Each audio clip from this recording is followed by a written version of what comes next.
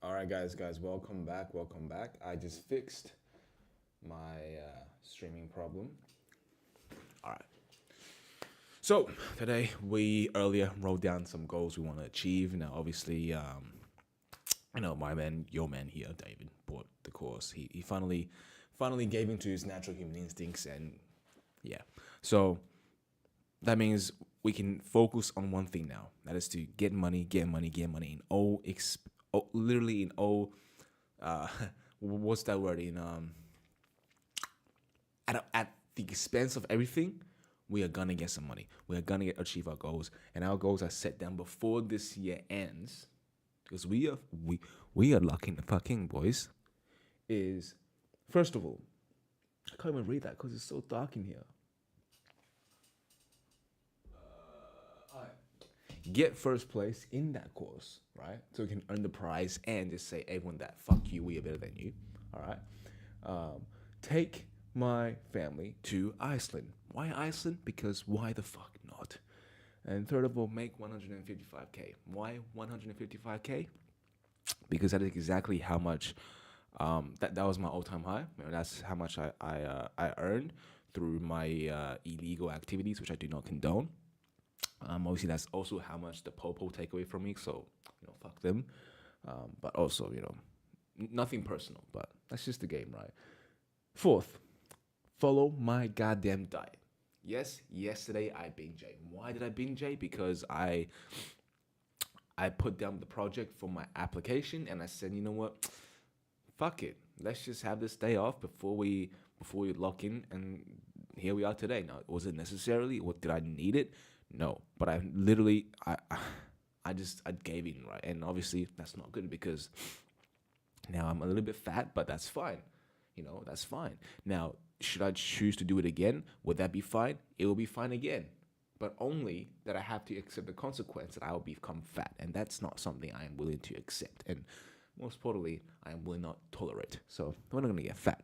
And fifth of all, learn to communicate better. Very important skill, something I have been avoiding because I simply just don't want to learn, but I am gonna get better. I am gonna fucking learn. Excuse my language, but eating so much food yesterday just made me so energized. I haven't walked, I haven't done anything, and we're here today. Now, number six, get my ass an apartment in the city. Because city boys, we are eventually. Now, another one, take my friend to a trip. It could be any trip, just a trip, because although he is the one who got my shit together, which is why I really appreciate it. Even though there was a period where I totally resented the fact that he thinks he's better than me. Now, I still do. I still hate the fact that I still can't accept that my friends think they're better than me, which is why I'm doing this shit in the first place. Like another reason why. And then buy myself a Patek Philippe and a very nice custom suit. Why Patek Philippe? Because I went to China and I bought a fake one. Never wore it because I was so embarrassed. But I said that was a vision, so I can buy a new one. I never was a vision actually, but now I'm going to utilize that, and use that as my vision. And why does my voice sound so sexy this morning? Is because your boy has some food clogged up in his throat. That's why I have this, amazing voice. Yeah, I do actually have a amazing voice. Damn. I should be one of those, saxophone voice actors type shit. All right, anyways, let's get into it.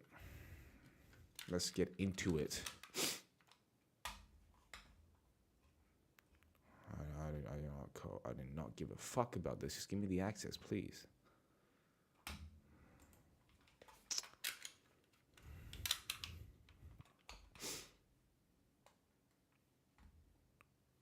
Literally, I just don't want to hear Eman talk.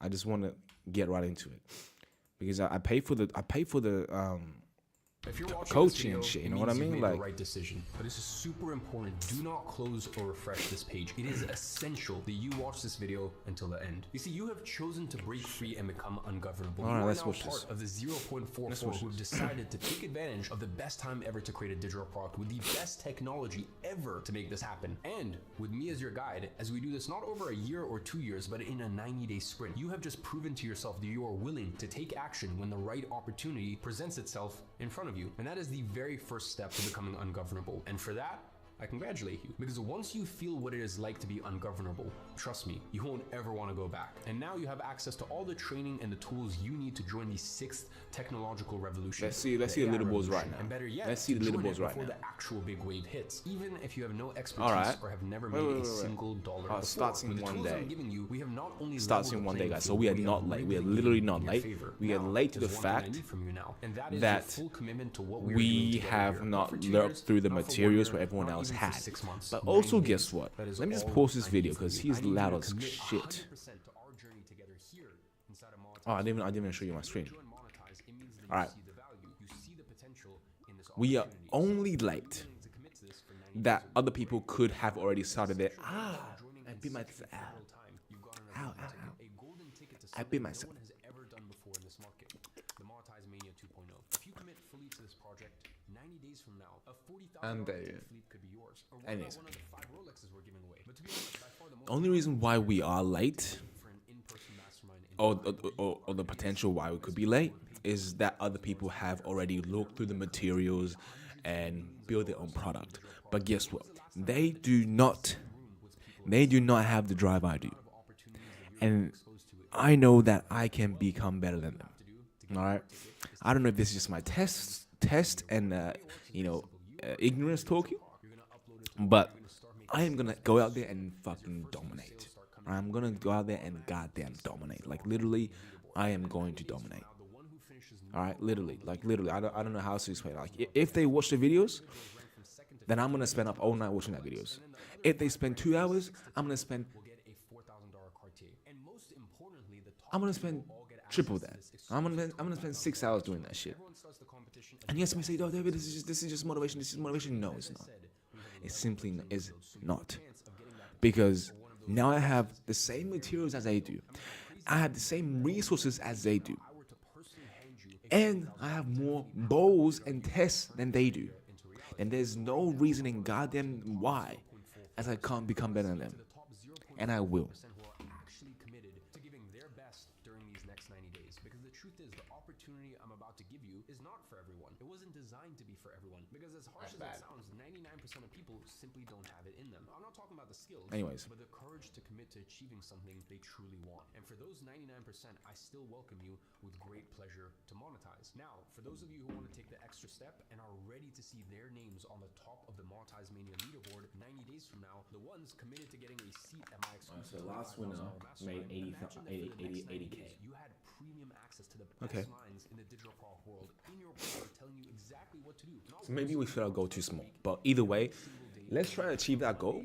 Like that's not the goal for like 3 months, right? That's the goal we're trying to achieve as soon as possible, like ASAP. Specific situation. I mean, how And we're gonna do that, guys. to end up at the top And why am I so confident? this type of Because straight? How much closer I can sell this shit. I can sell. I can literally sell.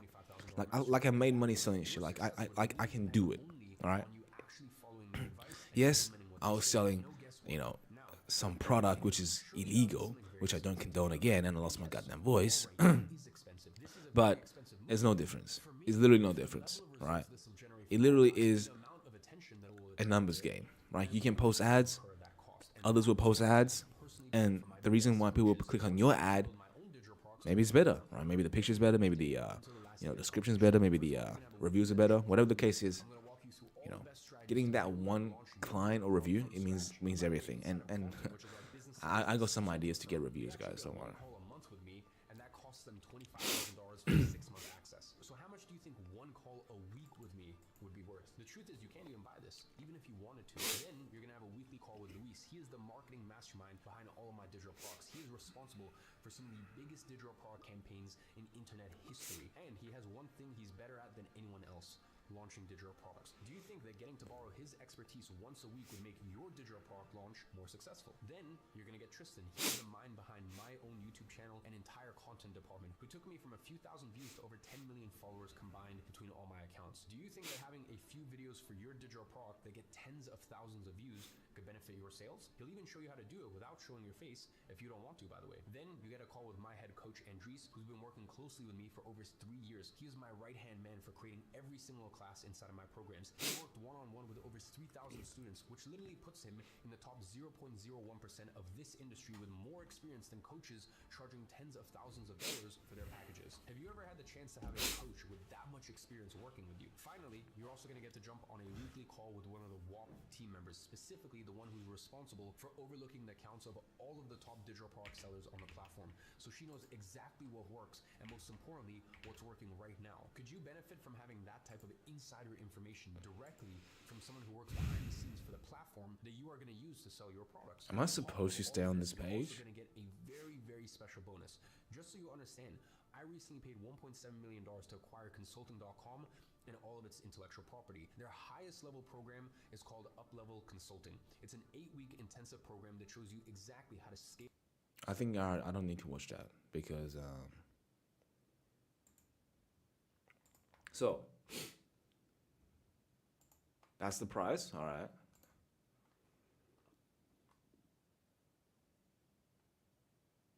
That's a nice watch. And then some Cartiers.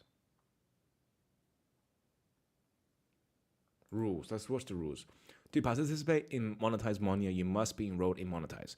All earnings made on Whoop will automatically be counted towards both your leaderboard position and your total earnings. More revenue generated outside of Whoop will not be included. By joining, you agree that your earnings will be displayed publicly on the leaderboards unless you choose to opt out. And once you opt out, you cannot opt back in.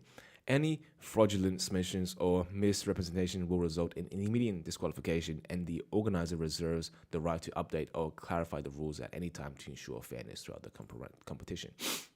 All right, one day, announcements.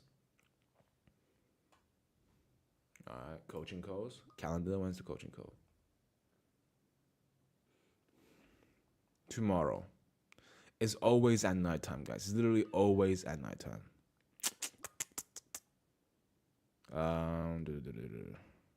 It should be fine. It looks like we have to revert our sleep schedule, that's for sure.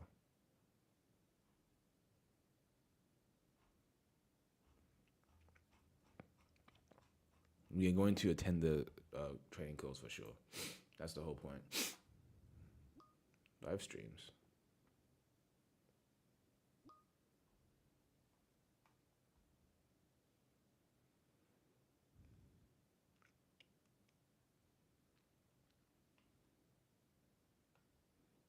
I learn.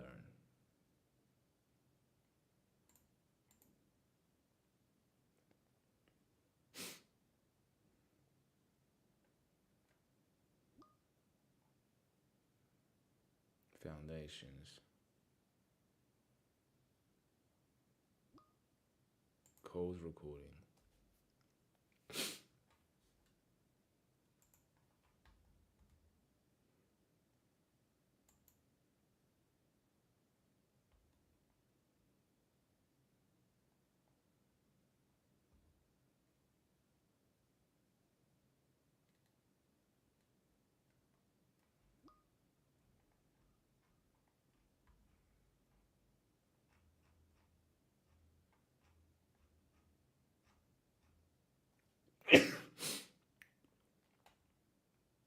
Play the monetize wheel.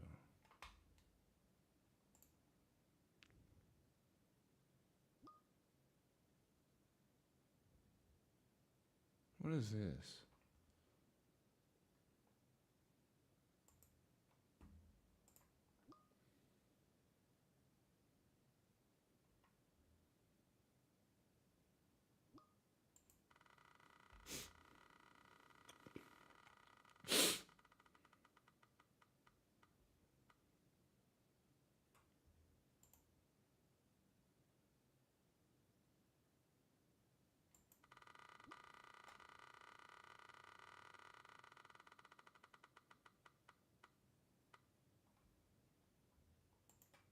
think it's just like a growth operator.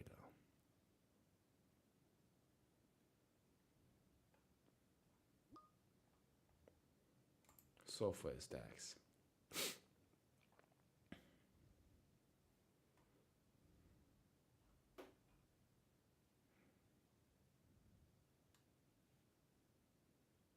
I see myself of alchemy. Recommended tools.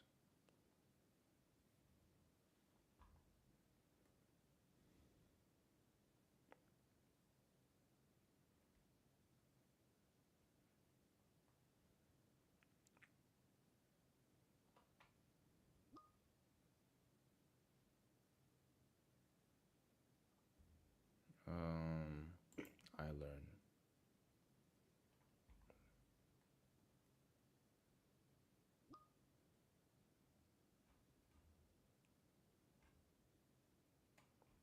I guess we're watching it and see how everything is.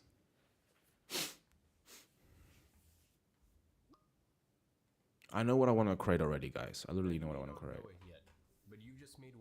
Which is why we're gonna like fast forward this video. You see, if you're watching this video, you've discovered one of, if not the most groundbreaking opportunities in the history of online business. But to truly understand the magnitude of this opportunity that lies right before you, I want to take you back to how do I turn off this notifications? Advancements made online business accessible to anyone with an internet connection and a laptop. Oh my god. How do I turn on notifications? You see, before 2012, selling products online was only reserved for an elite few. Advanced store pages, complex supply chains, and no real payment processing resulted in a monopoly market that was only accessible to large corporations who had the capital and manpower to take advantage of e-commerce. Then, Amazon changed that dynamic. Amazon connected sellers with pre-sold buyers on their marketplace without creating store pages or spending all of this money on paid advertising. And on top of this, Amazon took care of the fulfillment once the stock entered their warehouse. Why am I still getting notifications? How do I turn it off? Menu. There we go. Which dramatically decreased the supply chain complexity. This revolution represented the first wave in the world of online business. Amazon FBA. Thousands of ordinary people made millions of dollars using this model. 10,000 members.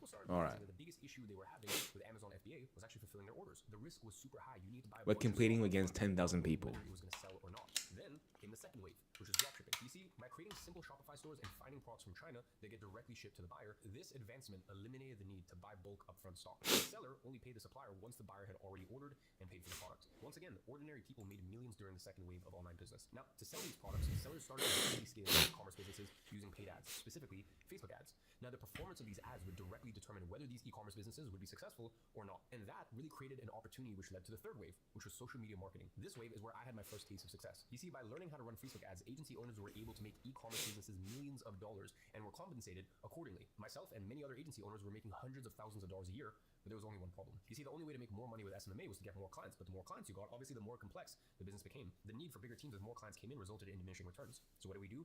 We packaged our knowledge and sold it to thousands of people in the form of digital products, because we only needed to create the product once, and then we could sell it over and over and over. We can make more money with the same effort and the same team on the back end. You see, digital products became the fourth wave in the world of online business. Now, you might be thinking that the digital product formula is about building and selling digital products, and that I've just told you that digital products were the fourth wave. And you might be thinking, well, how is this a groundbreaking opportunity if people have already been doing this for years? Well, you notice how every new wave started with shortcomings in the prior wave that were overcome by various opportunities as well as technological advancements. And that's pretty much where we are today. The fifth wave is about to hit, and those who take advantage of it will get compensated accordingly. You see, the biggest problem historically with digital products was the barrier to entry. Selling digital products was reserved for only an elite few, people who had knowledge and capital. You see, if you wanted to build and today we're going to launch our first digital product. To help you research the topic, to build literally first digital product. Complex funnels to actually sell the product. You needed expertise on the topic that you made the product about, obviously. Then you needed expensive custom platforms to actually host your digital products. My products like Digital Launchpad, Agency Navigator, Agency Accelerator, I invested millions of dollars into team as well as a custom platform to build these products as well as the tech behind it, and it took months and years to complete. Whereas today, this has all changed. The fifth wave is upon us, and you are in a prime position to take full advantage of it. You see, two major catalysts have eliminated these barriers to entry, and as a result, will produce the next generation of online business owners. The first is artificial intelligence, and the second is digital product platforms. Now, artificial intelligence has the ability to synthesize information and create an output in a digestible format for those that are in need of that information. If trained correctly, AI plays the role of a full team of researchers and copywriters that can build digital products in a fraction of the time with almost no effort at all. The need for expertise is basically gone. AI can now take knowledge and expertise from the greatest minds in any niche, structure that knowledge, and build a digital product better than any single human can. And you really need to remember that the value lies in the product you build and the problem that you solve. The person behind the product is irrelevant. Now, the second game changer is the rise of digital product platforms. As many of you guys know, I made a very substantial investment and I'm now the co-owner of the biggest digital product platform on earth, WAP. You see, in the past, I needed to hire developers to build a custom platform and set up payment processors for people to buy my products. And on top of that, I needed to build complex funnels to bring buyers from other platforms to my custom platform to make sales. Whereas WAP can do all of this and more. WAP hosts your digital products on a platform built by the most skilled developers in the world. We have inbuilt payment processing that can be set up in just a few clicks, and it has the biggest digital product marketplace on earth built directly into the platform. And that is why I'm saying that the fifth wave is here. And by joining Monetize, you are in the perfect place to take advantage of the biggest opportunity in the history of online space. Now, I know that's a big statement, so let me actually back it up with some facts. You see, in 2025, the digital product market is worth $325 billion a year.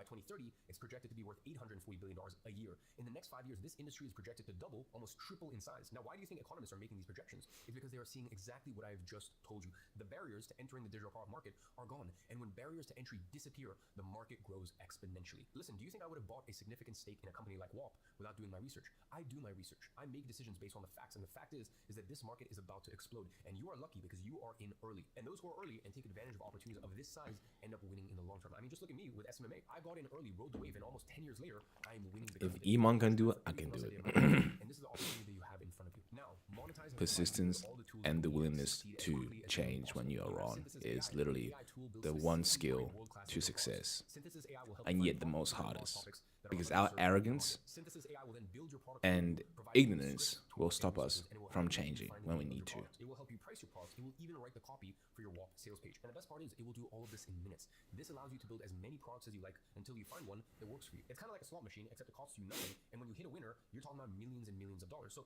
I want to make something very clear. Your first product, or even your second product, or even your third product might not work out. But the difference is in the past waves, if we were talking about Amazon FBA, okay, maybe your first product doesn't work and it's cost you $5 grand or 10 grand. And then let's say you fail once, twice, 3 times. This can really financially ruin a person. Same thing with dropshipping. Let's say you're spending money taking ads. That can really financially ruin a person. Whereas now with digital products and all this could financially ruin me if I don't make money from it. I'm telling you guys. But the beautiful thing is that you basically get to keep pulling the slot machine and keep trying until you get a winner. And it costs you absolutely nothing now that you're inside Monetize. We have also given you Ghostwriter OS. I mean, think about Ghostwriter OS as your own personal copywriter. Ghostwriter OS can fulfill any tasks that a copywriter can. It can optimize your sales page. Again, working with AI, one thing I noticed, it does, like, it knows how to do things, but if you don't know fundamentals, for a long time I actually didn't believe in this stuff. But my own CMO, Luis, you need fundamentals. To help optimize and structure the copy he writes. And by the way, that's actually how I ended up finding out investing in the company, because about a year ago, he ended up revealing that he was using this company. And then that's where I was like, okay, maybe there is something to this. Now, he's been using AI for years, but it was still mainly him doing it. When it became abundantly clear that he was basically steering the ship, but Ghostwriter OS was the engine moving everything forward, I was like, oh wow, there's something here. And I view Ghostwriter OS as the secret weapon inside Monetize, because only Monetize users have access to it. It gives you the edge against anyone outside of Monetize. And finally, you have WAP.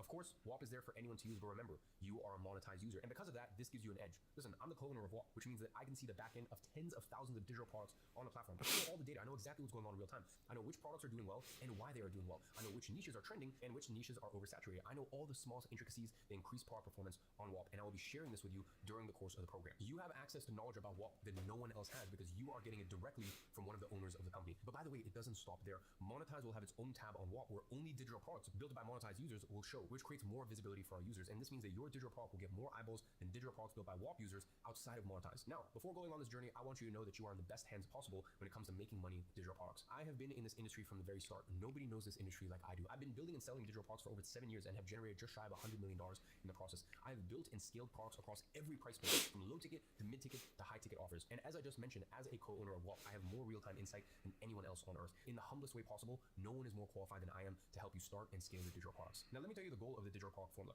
I want to guide you through this process sequentially to make sure you know exactly what to do at all times. You see, by building your product alongside you as you go through the modules, you will never feel lost and you will avoid making mistakes. This program is structured in a step-by-step format to make sure that you watch the modules in order so you don't miss any crucial steps. Phase 1 is a foundational phase where I'll be breaking down the basic concepts of digital products and giving you the best base to build from. During phase 2 is where I'm going to start building your product using Synthesis AI, and I'm going to be covering the macro topics, but my product team will actually be building a product alongside you in a walkthrough format so that way you're able to follow them as they use Synthesis AI. Now, phase 3 is where we show you how to launch your product and get your first sale. Similar to phase 2, I'm going to cover some of the macro topics, but my team have actually filmed WAP walkthrough videos so that way you can follow them as they set up their WAP. In phase 4, I show you how to build a perpetual distribution system. So in simple terms, content assets that increase sales by bringing buyers from platforms like YouTube. Phase 5 is all about troubleshooting and getting proof of concept. We have built a framework framework for you to identify bottlenecks that are hindering you as you scale. And on top of that, we have built a correlated framework that helps you solve the problems that you identify. As long as you use this framework and stick with it, it's not a matter of if you succeed, it's a matter of when. The next phase will show you how to expand your content distribution system by creating content on platforms like Instagram, X, TikTok, and LinkedIn to drive more sales. And finally, phase 7 will cover paid advertising. This is a more advanced form of driving sales,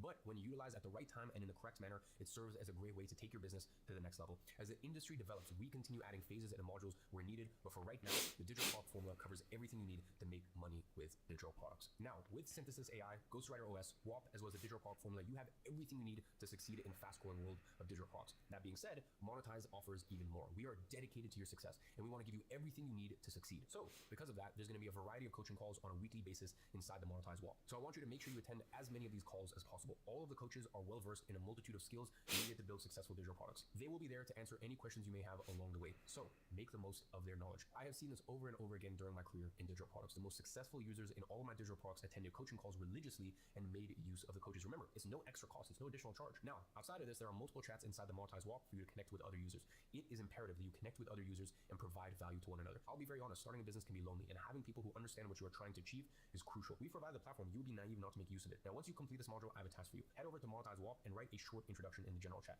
Just mention your name, your age, where you're from, and something you believe others should know about you. And after that, feel free to share some of your goals for the next few months as well. It is incredibly important to start building some connections within Monetize, and just a simple introduction goes a long way. Inside of Monetize, you get something else incredibly special. You get a leaderboard system called Monetize Mania that was custom built just for Monetize. WAP built this complete leaderboard for Monetize that tracks how much money every user in Monetize is making with their digital products, as long as it's hosted and the payments are done on WAP, of course. Now, this leaderboard will be visible to everyone inside Monetize, and we're giving away $250,000 in prizes. The leaderboard resets every 3 months. If you're just getting started now, there will be prizes to be won in the future. Now, I'm going to be discussing the details in a future module, but trust me, the prizes are enough to get you motivated. And by the way, there's going to be prizes for various different levels, not just top performers. So whether you're making your first sale or you're making 10 million a month, we have prizes for you. Now, with that being said, I'm sure that you are ready to get going, so I'm going to leave it here for today's module. I'm so excited to see what you're going to achieve in the next few months. You have a massive opportunity in front of you, and most importantly, you have the best tools to succeed. This is a perfect storm. So with that being said, welcome to Digital Product Formula. Remember to go ahead and post an introduction in the general chat, and once you have done that, I will see you in the next module. All right, let's do that, guys. Let's do that. I can't even find it. General.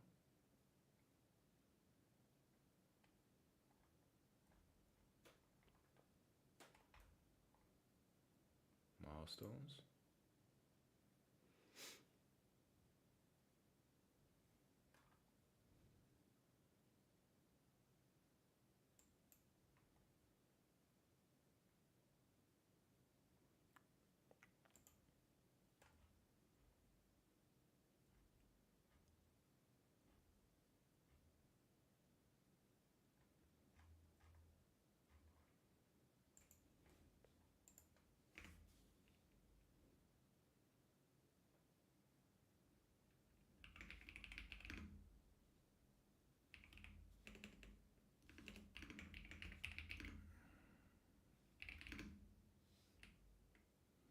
Morning.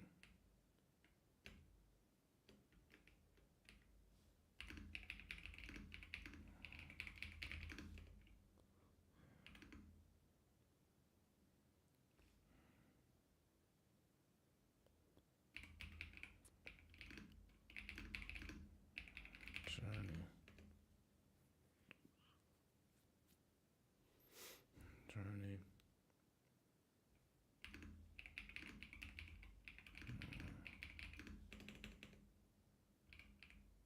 Hope everyone's well. This is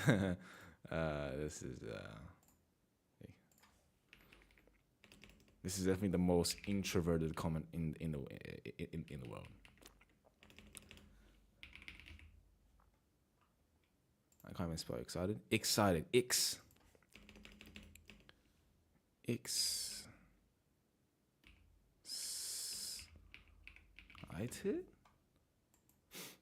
There we go.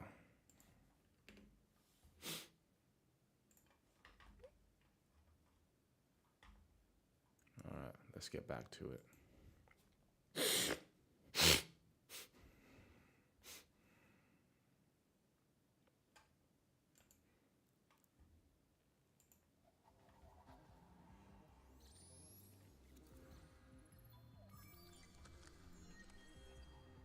This is some quality content. We got to make sure to replicate something like this. Online, opportunities don't just appear randomly. these waves and ride them to incredible success, while others miss them entirely and spend years wondering why they're not seeing results. And after nearly a decade in this space and building multiple 8 and 9-figure businesses across many different models, I've developed something of a sixth sense for spotting these waves before they crest. And right now, we are at the beginning of what might be the biggest wave I have ever seen. Think of business opportunities like crossing the ocean. Back in the pirate days, wooden ships with sails would get the job done, carrying many people across the sea. And sure, today you could still set sail on one of those old ships technically, but why would you choose to do that when you could board a luxury cruise liner? It's faster, more reliable, and has a lot more to offer. Making money online kind of works in the same way. Old methods might still float, but to truly ride the big waves of opportunity, you have to upgrade your ship. And right now, Digital Products 2.0 are the cruise liners of our time, built to capitalize on the massive wave ahead. The entrepreneurs who win big aren't the ones who jump on trends. They are the ones who see where the market is heading and position themselves at the convergence of opportunity and timing. And here's where things get really interesting. That sixth sense I mentioned earlier, it led me to make a significant investment to become the co-owner in WAP just earlier in the year. And this wasn't just another business acquisition. It was a strategic move based on what I was seeing in the market. You see, right now we have unprecedented access to the back-end data of thousands, scratch that, even tens of thousands of digital product creators, and we can see exactly what's working, what's selling, what price points convert, what retention rates look like, data that no one else has. Now, don't worry, all of that information will be revealed in the upcoming modules. But for now, I'm going to give you an inside look into how Digital Products 2.0 compares to 5 different online business models using metrics that actually matter in 2025. First things first is initial investment. So how much money do you need to start? Then is fulfillment. How hard is it to deliver what you sell? Third is scalability. Can you grow without doing more work? And at what point does this no longer stay at 5? I don't think we really need to compare the business model. Failure or loss. Fifth is difficulty. How hard is it to learn and execute in today's market? So with all that being said, let's dive in and see why I'm telling you that Digital Products 2.0 is best positioned to catch the product. And by the way, I've seen entrepreneurs burn through even more than that, to be honest. It gets crazy and it makes me so sad to see because personally, I'm just not a fan of risk for beginners. Now, later on in your career, you can take calculated risks, but as a beginner for me, I just don't think this is the right move. So we're looking at 4 to 5 figure investment before you make any money back. Not to mention that you're completely with suppliers that you've probably never met in person. And also crazy stuff. Like, for example, right now at the time we're recording this, there's a big tariff war. I know right now in the e-commerce space, a lot of people are hurting because of the tariffs.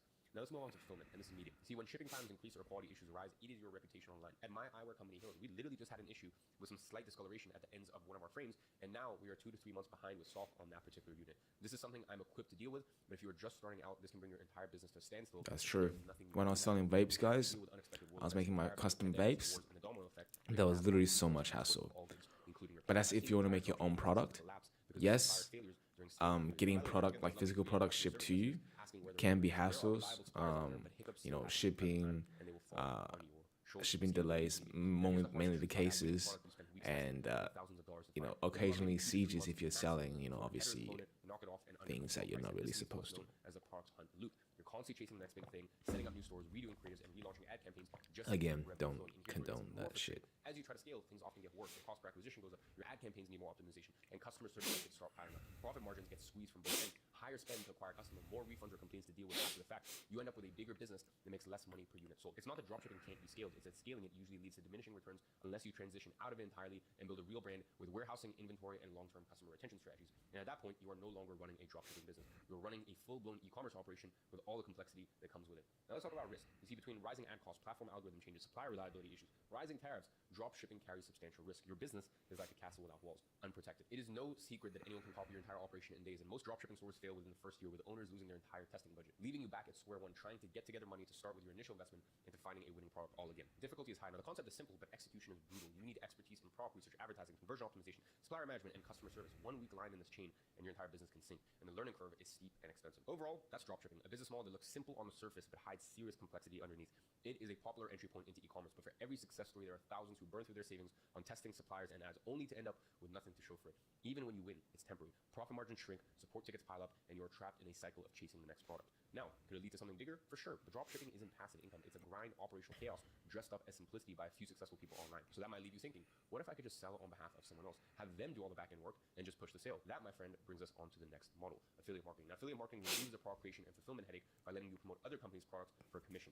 Now, I actually used to use this model during my agency days. If I'm being honest, I kind of looked at it as sort of a secondary income that just made sense. Okay, I was recommending my software to my clients, so I would just get a kickback. I mean, that sounds pretty simple, right? Reach out to a company, join their affiliate program, make some content and recommendations, and then make money through sales. Well, let's look a little deeper into this. The initial investment is low to medium. I mean, you can technically start affiliate marketing with just $100 to $200, a domain, a landing page builder, and a basic content tool or two. But if you're serious about fast tracking your results, you'll want more firepower. Think SEO tools, email software, premium templates, AI content helpers, or even small budget for ads to test this offer faster. Most affiliates who gain traction end up investing $1,000 to $2,000 over time to build a system that scales. It's still far cheaper than dropship products, but it's not quite the zero budget fantasy people make it out to be. Fulfillment is easy. This is the cleanest part of affiliate marketing. No products to make, no shipping headaches, no angry customers emailing you about a broken item. You focus on content and traffic, nothing else. It's lightweight, streamlined, and super lean compared to most online business models. You are the bridge, not the builder, and that's a massive advantage when you're starting out or want to keep things simple. Scalability is medium. One of the best things about affiliate content is the leverage. You can rank a single blog post, a video, or an email sequence that brings in massive commissions for months or even years. But unfortunately, you don't control the rules. Commission structures change, programs get shut down, and just like that, your best asset stops paying out. And if you are relying on platforms like Amazon,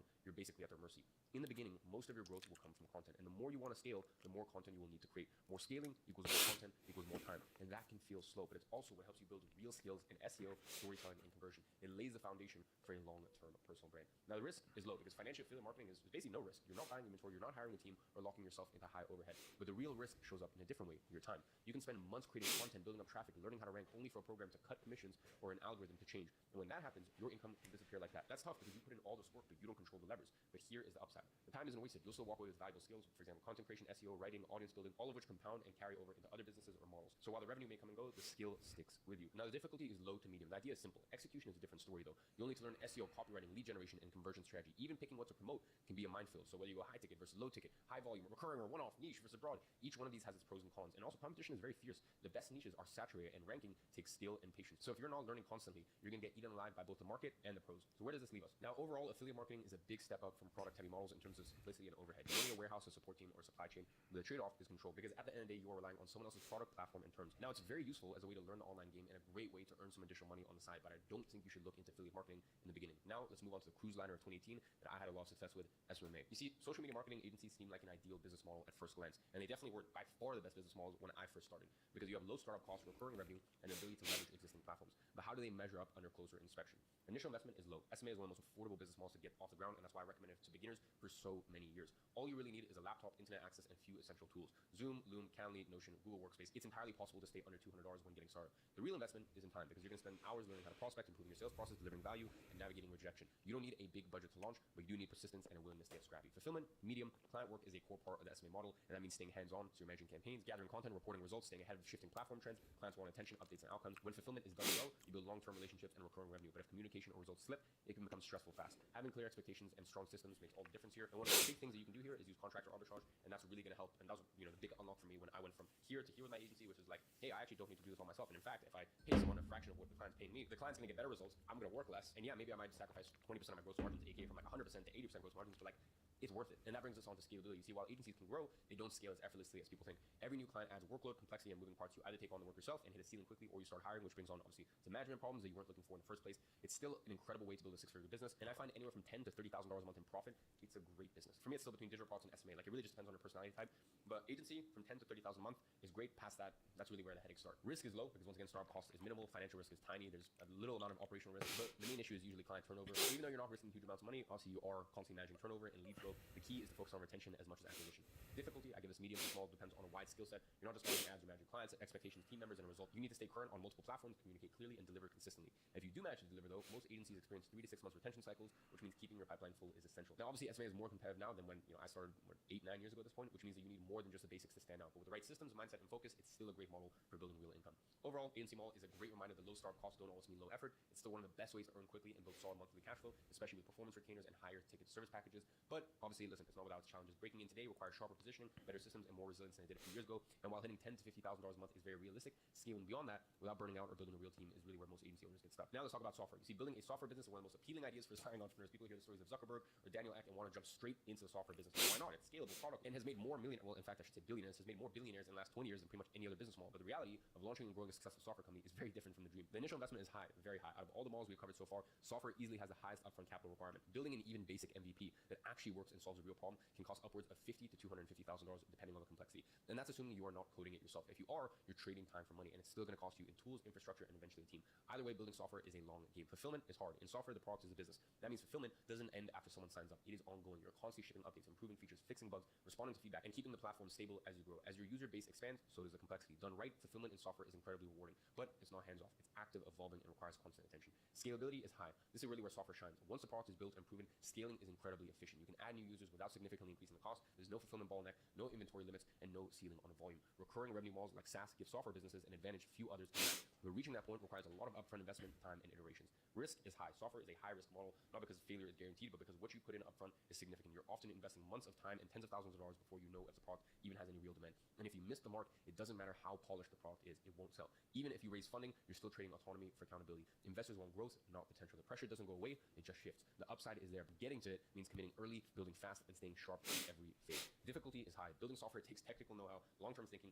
and serious problem solving. Building software takes technical know-how, long-term thinking, and serious problem solving skills. You're going to be managing developers, aligning on roadmaps, fixing bugs, collecting user feedback, and navigating unexpected setbacks constantly. This is not a beginner-friendly business model. It's a great path if you're experienced, have capital, or have a technical co-founder. Otherwise, it is easy to underestimate just how hard it is to get a software business off the ground. Overall, software is one of the most powerful business models out there. The scalability is incredible, the margins are clean, and the upside, at least on paper, is massive. But here is the catch: very few people make it. Most software companies never reach profitability. The odds of building something that gets real traction, grows consistently, and holds up over time are slim, especially if you're going at it solo.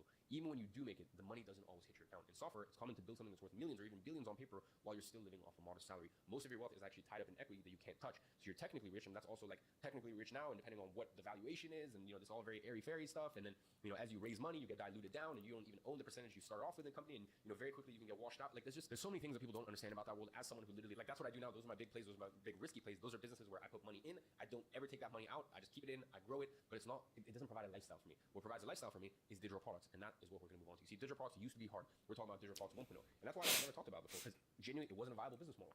We're building a course or program, meant months, if not even years of deep research, outlining every module from scratch, hiring designers, editors, developers, maybe even custom platform builders. You need a full stack just to get your product online. Then came the endless back and forth with freelancers, version control headache, and figuring out how to stitch together 5 different tools just to take a payment and deliver content. And before that, and that was before you even validated the idea, that was 1.0, complicated, slow, expensive. Now we are in 2.0, and AI has completely changed the game. What used to take weeks can now take minutes. Research, framework, copy, even course scripting can be generated, refined, and rates go faster than ever before. You don't need to be a content machine. You don't even need to show your face. If you've got a problem and a problem worth solving, you can leverage at speed. The barriers to entry aren't just lower, they are borderline gone. And we have never had a window like this before. You can get started with under $200. Loom, Canva, Notion, basic tools like these are more than enough to launch your first product. But here is the real advantage. Because you are power monetized, you get access to Synthesis AI and Ghostwriter OS, 2 of the most powerful tools for building high-quality digital products at speed. Fulfillment is easy because my company WAP makes delivery frictionless. It's an all-in-one platform for digital creators to sell products, software, courses, and membership without needing to duct tape together a dozen tools. You can upload, set your price, and WAP handles the rest. Customers get instant access. You get time back. This is not about passive income. It's automated ownership. Scalability is high. You build once and it sells forever. That alone sets digital products apart. But what really makes this model special is the moment we're in. The market is still unsaturated. We are early. This is where e-commerce was before Facebook ads blew up, where agencies were before everyone caught on. Now you've got platforms like WAP giving you built-in fulfillment, customer access, and discoverability all in one place. This model doesn't just scale, it compounds. Risk is very low. There's no inventory, no overhead, no fulfillment bottlenecks. You're not betting thousands to test an idea. If it flops, you iterate. If it hits, you scale. Even your failures are reps. Experience that rolls directly into the next thing that you build. The only way to lose is to never ship. Difficulty is low. You don't need to be a tech wizard, copywriter, or full stack marketer to get started. The process is accessible because you are not doing this alone. You've got access to the exact tools, Synthesis, Ghostwriter OS, and the coaching inside Monetize to help you do it right fast. Overall, Digital Products 2.0 isn't just the most scalable model. It's the simplest. You are not juggling clients, inventory, or tech stacks. Everything from creation to delivery has been stripped down and systemized. You can build fast, you can launch clean, and once it's live, it runs with almost no friction. But what makes this model truly stand out is where the market is heading. You see, the digital product space is only projected to grow over the next few years. And unlike models that rely on B2B outreach or enterprise sales cycles, this one targets real people with real problems and a willingness to pay for clear, practical solutions. And if you're looking for a model that's simple to start, built to scale, and positioned for the next decade, not just the next quarter, there's one model that stands above the rest. And that is not because it's trendy, that's not because it's easy money, but because it's the most aligned with where the market is going, willing to pay to solve. There are more people than businesses, and that means more opportunity, more reach, and longer relevance. So before you jump to the next module, take a second and ground this. Think of 3 digital products that you bought: courses, guides, anything. Now think, could you have created something like that? Could your past self use a shortcut, a checklist, a framework that made solving something easier? That is your first small win. You already have ideas inside that can help someone else. This isn't about being an influencer or having a huge audience. It's about solving real problems clearly and quickly, using systems that do the heavy lifting for you. And that is what makes Digital Products 2.0 possible. This is the wave. You've already boarded the ship. So with that, let's get moving.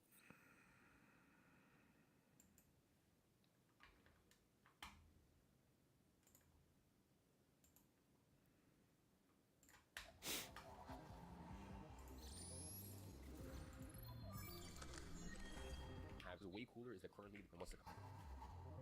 All right, so welcome back to Digital Product Formula. Now that you've been introduced to the program and you understand the opportunity you have in front of you and what's to come, it's time to actually dive deep into the world of digital products. Now, as you may or may not know, I've done just about $100 million with digital products. Now that's cool, but what is way cooler is that currently the users on WAP are making $100 million a month with their digital products. And to be honest, by the time you're watching this, it might even be 200, 300, 500 million. That's actually my goal, is by the end of the year to get to $500 million a month that people are earning on WAP. So in this module, I'm gonna break down exactly what digital products are, the different types of digital products that exist, and how you can start making money online with them. Now, by the end of this phase, you will understand why you've made the right decision to go all in on digital products, and you will be prepared for the upcoming modules where I'm going to help you build your own digital product from scratch using AI. So what are digital products? Look, Let's not overcomplicate things. A digital product is simply packaged information that helps people solve a problem. And to be honest, that's pretty much it. I mean, think about this for a second. What is the oldest, most reliable business model in history? It is the transfer of knowledge from one person to another. I mean, let's look at universities. They have been doing this for centuries and centuries and centuries. And by the way, even far past universities, we used to have ancient philosophers, and that's where you used to send your kids to schools, to different schools of philosophy. So even back then, and by the way, that wasn't free. There's still a charge associated to it. So this has been going on for as long as we can remember. Now, these institutions, they don't sell physical goods. They sell information, expertise, and guidance, and then they charge tens of thousands, if not even hundreds of thousands of dollars for it. Books are a very similar example. An author packages their knowledge, insights, or stories into a format that can be distributed to millions of people and even passed on through generation to generation. Digital products are no different, by the way. They're simply an evolution of this age-old concept that exists as a result of the advent of technology. So instead of requiring physical classrooms or printed books, digital products exist online, which removes virtually all of the traditional barriers to entry. But one of the biggest advantages of digital products is that they can be created once and sold multiple times. There are no limits to digital products, and they require no inventory, no shipping, or physical materials. They can be accessed instantly by people from all over the world, and they can even be updated and improved with time. So when you strip away all of that complexity, that is what a digital product truly is. Information that has been packaged in a way that is valuable to people. I know this because it's what I've been doing for the past decade. Like I said earlier, I've made over $100 million from digital products, and in this program, I want to share everything I've learned along the way to help you make money online with digital products. Now, before I continue, let me go ahead and address the elephant in the room, because for a little bit of time now, there's been this stigma around digital products, particularly online courses, which is one form of a digital product.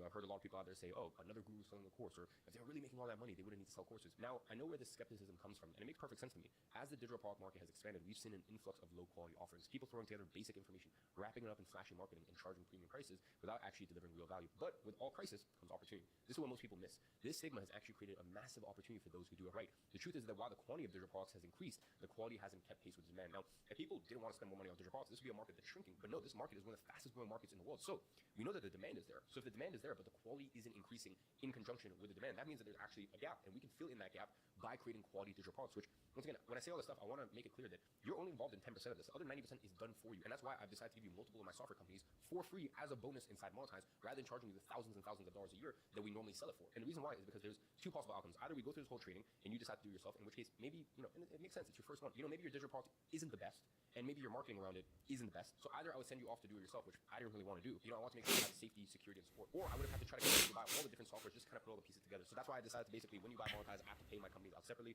Most of those companies I have business partners. So I actually have an agreement between me and my other companies that whenever someone buys Monetize, Monetize actually has to pay those companies a licensing fee. So I decided basically just to take that cost on the chin, absorb that cost, because I just want to make sure that you have the best chance of succeeding in this industry. And with Monetize, you do. Now it's interesting because a recent study shows that while digital product consumption has grown by over 150% in the last 5 years, customer satisfaction has continued to decrease. So what that means is there is a widening gap between what customers want and what creators are delivering. And this is exactly where you come in, because this quality gap has created a blue ocean opportunity for those who can actually deliver genuine value. With the demand on the rise, this is the opportunity to capitalize. Now here's why. Firstly, there's the increasing value of information. As AI and automation replace routine jobs, specialized knowledge becomes more valuable. People are increasingly willing to pay for information that gives them an edge, especially if this information can be delivered to them and consumed very quickly. I mean, just think about why you bought this program in the first place. You want to make money online. Now bear in mind, you could have gone on YouTube or done a little ChatGPT and just try to figure out this whole thing yourself, but you wanted it all under one roof, okay? So you want to make money online, and you understand how big of an opportunity this is. Secondly, traditional education is falling apart. Traditional education costs continue to skyrocket while delivering less practical value. Universities are charging 10, 20, 50, almost $100,000 per year for outdated curriculums, thereby creating massive demand for practical and affordable alternatives. Listen, if you take the traditional education market and even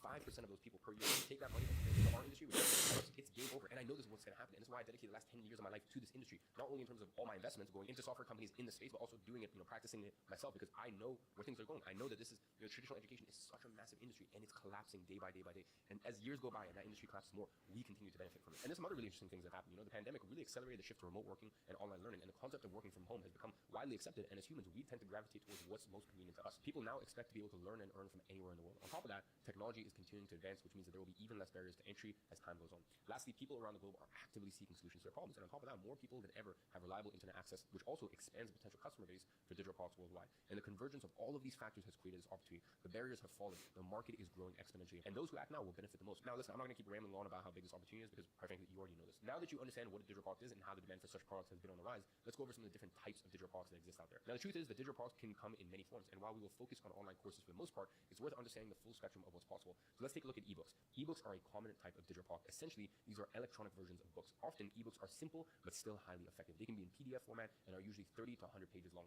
They typically have a lower price point compared to online courses and are quick to create, distribute, and consume. Another type of digital product are templates and frameworks. These are pre-made solutions that often save people time. These can include document templates, spreadsheets, design templates, scripts, or formulas. Now, the price of these may range, but these will largely depend on the complexity of the problem that they solve. Next, we have online courses. Now, online courses are the most popular type of digital product. Typically, these can include a combination of video lessons, worksheets, resources, step-by-step frameworks, and community components. Sometimes they may also include forms of coaching. Online courses can range anywhere from $97 to $2,000 programs, depending on what is offered. For example, one of the most successful digital products of all time was it was either a $30 or $50 Excel course that generated about $150 million in sales. Now we're going to cover how to actually price your digital product in detail more in a later module, so you don't need to worry about this too much right now. Now there's also some other variations of digital products, including audiobooks, interactive workbooks, assessment tools, digital art, assets, and coaching programs. Now, as you probably would have guessed, online courses are my personal favorite digital product type. In total, I've made $100 million from digital products. Now these have completely changed the game for me, and I believe there's no one out there better qualified than me as it currently stands to help you build your own digital product. But as I said, just to give you an idea of how big this space is at the moment, people are making over $100 million collectively on Walk with digital products. Now to help you build your own digital product, let me actually start off by showing you how I structured some of my digital products over the last 10 years and how you can easily do this yourself. Now, over the years, I've created a plethora of digital products. Currently in 2025, I have 3 digital products targeted at different segments of the market. First, we have Digital Launchpad. Now, Digital Launchpad is my low-ticket subscription product that targets beginners looking to make their first $1,000 online. Next, we have Monetize. Now, Monetize is my mid-ticket product that helps beginners make money with digital products, but it also includes an upsell, which is Monetize Pro. And this is for those who are ready to take their digital product business journey to the next level. Moving on, we have 8-Figure License. Now, 8-Figure License is my licensing program where I help business owners making at least $250,000 per year, and I give them access to all my systems as well as my C-suite team. Now, the thing I want you to notice here is that even though each product serves a specific audience segment and price point, they all share key similarities. Over the years, I've refined my approach and I've identified 4 core pillars that I include in all of my digital products regardless of my audience. These pillars help me ensure that I'm delivering value to my customers while also increasing the likelihood that they succeed. Now, the thing I've learned over the last 10 years is this: if my digital products can help my customers win, well, then I will win ultimately because of it. So here are the 4 key pillars. Pillar 1 is a program. The foundation of any digital product is the program itself. The program content has one aim, which is to take people from point A to point B. Take people through the transformation. The first thing you need to Okay. Let's write this shit down. All right.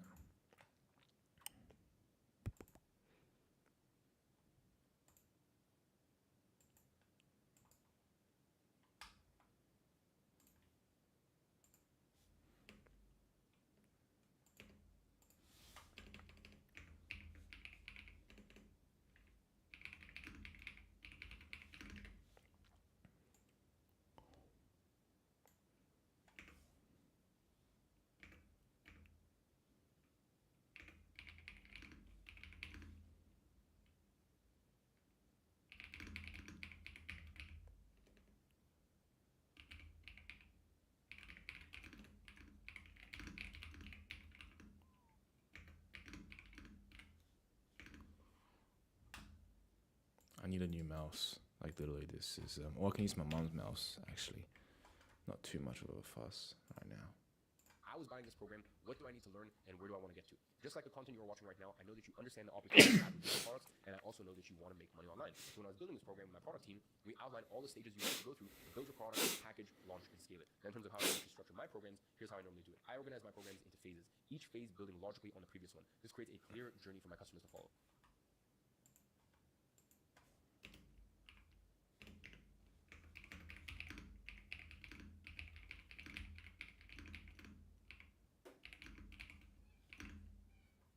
Now let me use one of my DL programs called Copywriting. In phase 1, I go over the detailed roadmap for copywriting. Phase 2 handles the essential principles you need to learn to master the skill. Phase 3 focuses on AI copywriting. Phase 4 tackles the creative aspects of copywriting and so on. Notice how all the modules follow a chronological order, and the program is broken down into key stages that help people succeed. Now within each stage, I then include around 5 to 10 modules that break down complex concepts into manageable ones. And here, you also need to be aware of who your audience is. For example, if your audience is made up of beginners,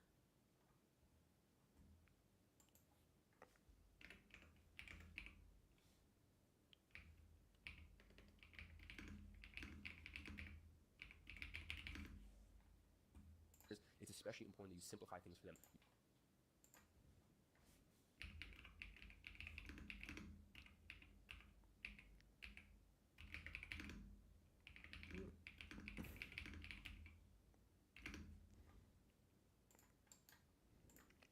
You don't want to overwhelm your audience, and you must speak their language. Sometimes I even deliberately have phases with fewer modules where the topics I cover are simpler, and more modules in phases that are more complex and need additional expansion. For example, my DL audience tends to be on the younger side compared to marketing and AFL, and I know they don't like to sit around and watch 1 hour long modules. So when planning out 10 to profit my team, I took that into account. I wanted to ensure that I was delivering all the value into shorter bite-sized videos. As you can see below, most of the videos are actually less than 20 minutes long. Additionally, for each module, we also follow a similar structure that is not always possible. Each module typically follows this format. Start with the agenda and objectives of this module, give an explanation of the topic if it isn't clear already. Next is outline practical steps.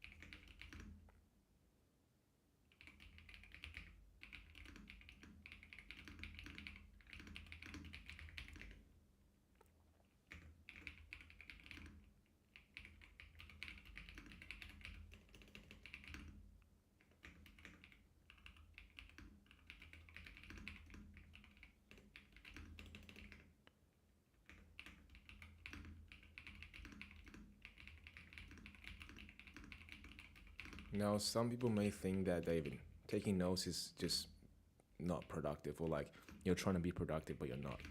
And I agree. Steps. Then you want to point out common mistakes. But this is then like you want next steps to prepare them for the next module. something Phase. Now, I need to found this remember. structured approach dramatically increases completion rates because it prevents overwhelm and creates clear momentum. People always know exactly where they are in their journey, what needs to be done, and what's coming up next. Now, you don't need this exact same structure, but I found that structuring your program videos a certain way makes it easier for your customers to follow. But you don't need to worry about this too much, as Synthesize AI will help you with all this. Next is resources. Resources play a key role in online courses. They supplement the core program content with practical tools for implementation, and this is actually very important, and here's why. One thing I've noticed is that a lot of people like to productively procrastinate. In other words, they consume all the content but never take any action. And remember what I said earlier, if your customers win, you ultimately win. So what you want to do is find a good balance between the program and the accompanying resources. Make sure the resources are in line with the program and practical enough to get people to take action. This is a non-negotiable. Below is an example of a section. All right.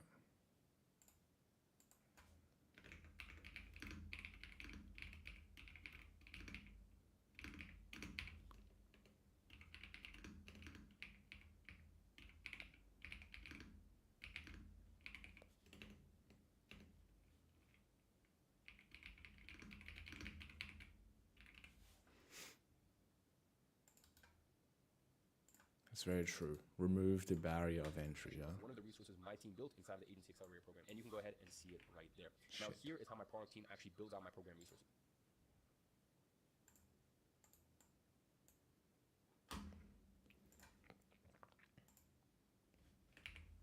So for each module, there are branded module-specific resources that directly support what is being mentioned in the modules. These normally include templates, checklists, and worksheets that help people implement what they've just learned without starting from scratch. One type of module-specific resource that has worked very well for us over the years is what we call plug-and-play resources. Plug-and-play resources are ready-to-use documents that eliminate all the guesswork from implementation. These are highly detailed step-by-step frameworks that customers can immediately apply to their specific situation with slight modifications. Unlike general information resources that help people understand certain topics, plug-and-play resources are designed to get people to take action, and that's why they work so well for our customers. Below is an example section from a resource from my six-figure sales rep program. Now, moving on, in most of my digital products, I also include supplementary resources. These are resources that are not explicitly mentioned in the modules, but still help customers achieve their overall objectives. And as you can see below, this is the resource section of a module about helping people make 7 figures online. For the resources, I include the main resources outlining the roadmap to 7 figures, as well as supplementary resources explaining the first 100 days of the journey. Now, over the years, I found the resources are one of the most valuable elements of any digital product. While most people forget specific details of the course, they often still use the resources we've given, especially the plug-and-play ones. Pillar 3 is coaching. The coaching component is another very important part that I like to include in my own digital products because they're a great addition because they help accelerate customer results by providing personalized guidance and accountability. I've actually experimented with multiple coaching formats over the years, and this is what I found works great. Now, one-on-one coaching provides the highest level of personalization and results for customers, but it's also the most resource-intensive to deliver. I actually used this model in the past for my Agency Navigator program, for example.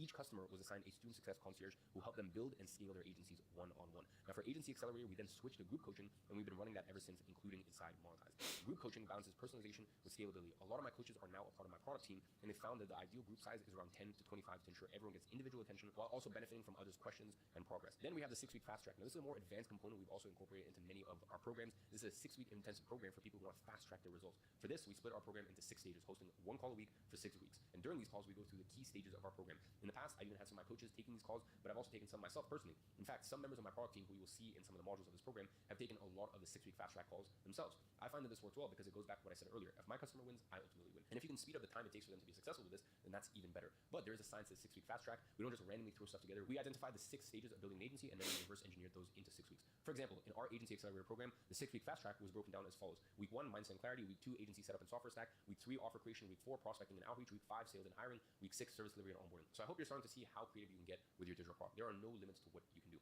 Overall, when it comes to coaching, I found that there's no universally right coaching model. This is going to largely depend on your price point, what your audience needs, as well as your delivery capacity. The key is to ensure that your customers have a way to get their specific questions answered and obstacles removed. Plus, some people inevitably will just be willing to pay extra for more one-on-one access to you. For instance, in that case, it might make sense to have one-on-one coaching as a potential upsell. Now, the general framework is that coaching should increase in proportion to price point. Lower price offers might include community support only, while premium offers include more direct access. But like I said, we're going to talk more about this when we start building your digital product in the upcoming modules. Because the truth is, you don't necessarily need coaching for the first iteration of your digital product. Pillar 4 is community. The community element is one that should not be overlooked. Communities create connection, accountability, and add value beyond what you explicitly provide. Here is how I've used communities in all my previous digital products. I structure communities around my audience and their specific outcomes. For example, with Digital Launchpad, the community is more gamified and fun because I understand that is what my customer wants. For Monetize, the community is more serious and the focus is on helping people make money with digital products. This way, I create a space where my customers have the best chances of achieving their goals. I've also structured my community a certain way to ensure that people get their specific questions answered promptly. For example, I've designed a channel for content-specific queries and other UBZ-related questions. Overall, here are the main benefits of having a community as part of your digital product. They allow customers to learn from their peers, they create a space for accountability, they generate valuable social proof as members share their successes, and they increase product satisfaction, and reduce refund rates. An engaged community acts as an invaluable feedback loop for improving your digital product. In addition, my team is constantly scouring the community to check for common sticking points, missing information,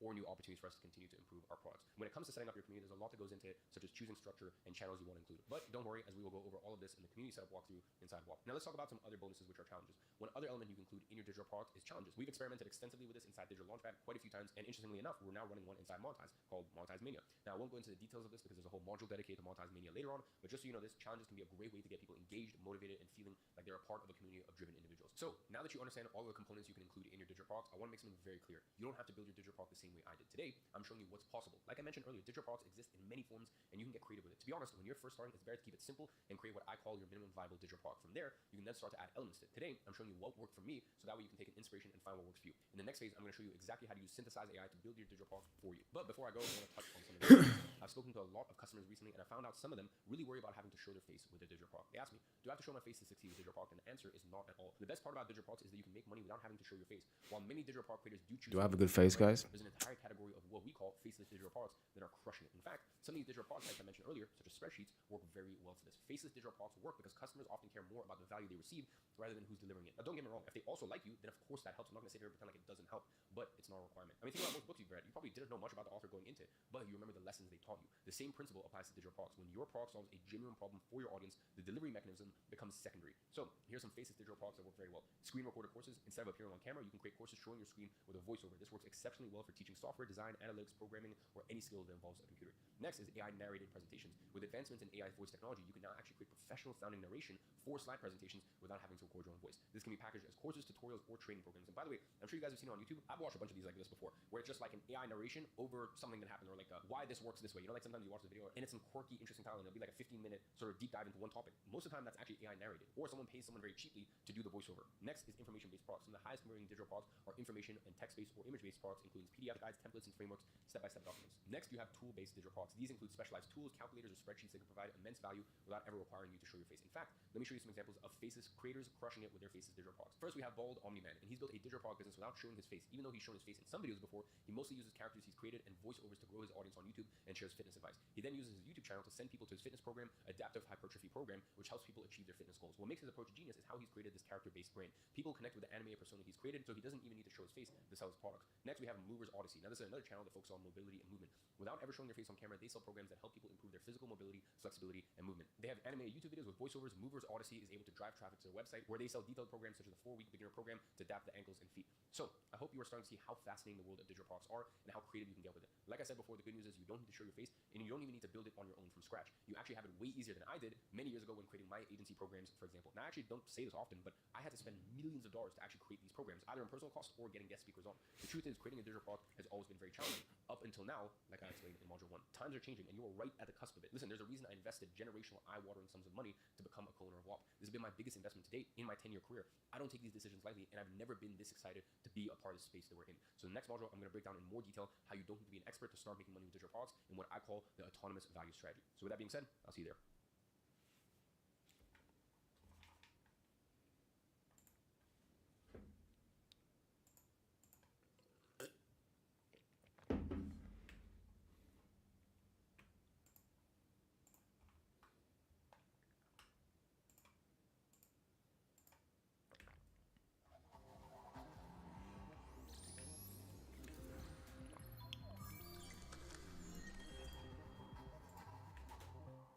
All right. So in this module, we're going to break down a concept that will fundamentally change the way you think about business and product creation. It's something I call autonomous value, and it's the reason why most people never get traction with their offers. So I'm going to go ahead and explain what that means. An autonomous value product is a product that delivers a real result for a real problem without needing your personal brand reputation.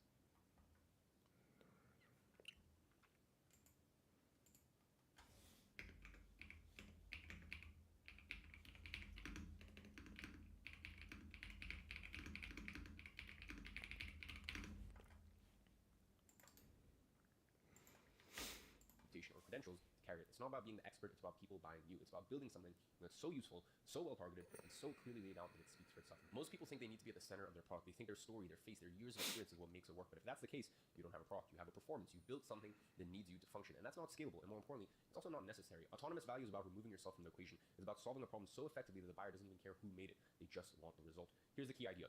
When value is tied to you, you become the bottleneck. You can't scale yourself. You can't sell yourself 1,000 times a day. But a product with autonomous value can. That's what makes it so powerful. It's leverage. It's freedom. And to be clear, you don't need to be the one who personally experienced the problem or the one who solved it firsthand. You just need to know how to package the solution in a way that actually works. So let me show you what this looks like in the real world. Let's say someone fixed their own shoulder pain through a specific set of daily stretches. They turn that into a follow-along routine that others can use to fix the same problem without being a licensed physical therapist with years of medical training. That is what we call autonomous value. A value that exists independent of who created it. Pure value because the product itself solves a real problem so effectively that the creator's identity becomes secondary. So what makes a product have autonomous value? I want to give you a real world example so that way you can see how this actually plays out. Let's say you've had shoulder pain for months. It's affecting your sleep. You can't train properly. You're annoyed 24/7. You go online and see two options. Option one, a guy with a PhD in biomechanics, 20 years of experience charging $400 for a custom program. Or option two is a $37 digital protocol that shows you how to fix your shoulder pain in 21 days. Step by step, mobility drills, strength progression, a clear plan. Which one are you going to buy? You don't care who made the second one. You just want your shoulder to stop hurting. Because when the problem is urgent, only thing that matters is the solution. That is autonomous value. So let me give you another way to think about this that might resonate with you. Imagine it's 2 a.m. and you're locked out of your house. In that moment, are you searching for the locksmith with the best Instagram presence? Or are you looking for someone with the most compelling personal story, the most charismatic personality? Of course not. You're looking for someone who can solve your immediate problem, getting your door open quickly and at a reasonable price. Nothing else matters in that moment except the solution. And this is the mistake most new entrepreneurs make. They spend all their time trying to make themselves more credible, more likable, more expert. They focus on building themselves rather than building a product so good that it doesn't need their personal endorsement to succeed. You are far better off just building a better product because a good product does all the heavy lifting for you. It doesn't rely on charisma. It doesn't need your life story. It just works. I mean, think about the first iPhone. People didn't line up around the block because Steve Jobs was personally selling it. They lined up because the product itself solved multiple real problems. It combined a phone, an iPod, a camera, a web browser, all into one device. It replaced clunky interfaces with intuitive touch controls. It gave people everything they needed in one sleek, easy to use product. They didn't care about who created it. They just cared that it worked. Now, take something as simple as a wrench. Does anyone care about the life story of a person who invented it? Of course not. They just need to tighten a bolt that human hands can't grip with enough torque. The wrench solves the specific problem of applying controlled, powerful force to small objects without damaging it. It solves this problem perfectly without a backstory about its creator. Or think about a plunger. If your toilet is overflowing, you're not interested in the brand, the packaging, or who invented it. You just need it to work. The problem is clear. The solution is obvious, and the value is immediate. No personal brand required. That is autonomous value. So let me actually show you 5 examples of what autonomous value products actually look like, so that way you can start to recognize the patterns. These aren't models you need to follow. They're just here to help you understand how simple and powerful these kind of products can actually be. These are the products where the solution does the talking, not the person behind it. Example 1, health protocols, a follow-along routine that helps people eliminate runner's knees in 30 days. It's built around a proven sequence of mobility drills and strength exercises. No certification, no need to be a physio, just a clear system that solves a problem. Example 2 is financial systems, a tax-saving playbook for freelancers that shows them how to legally write off expenses that most accountants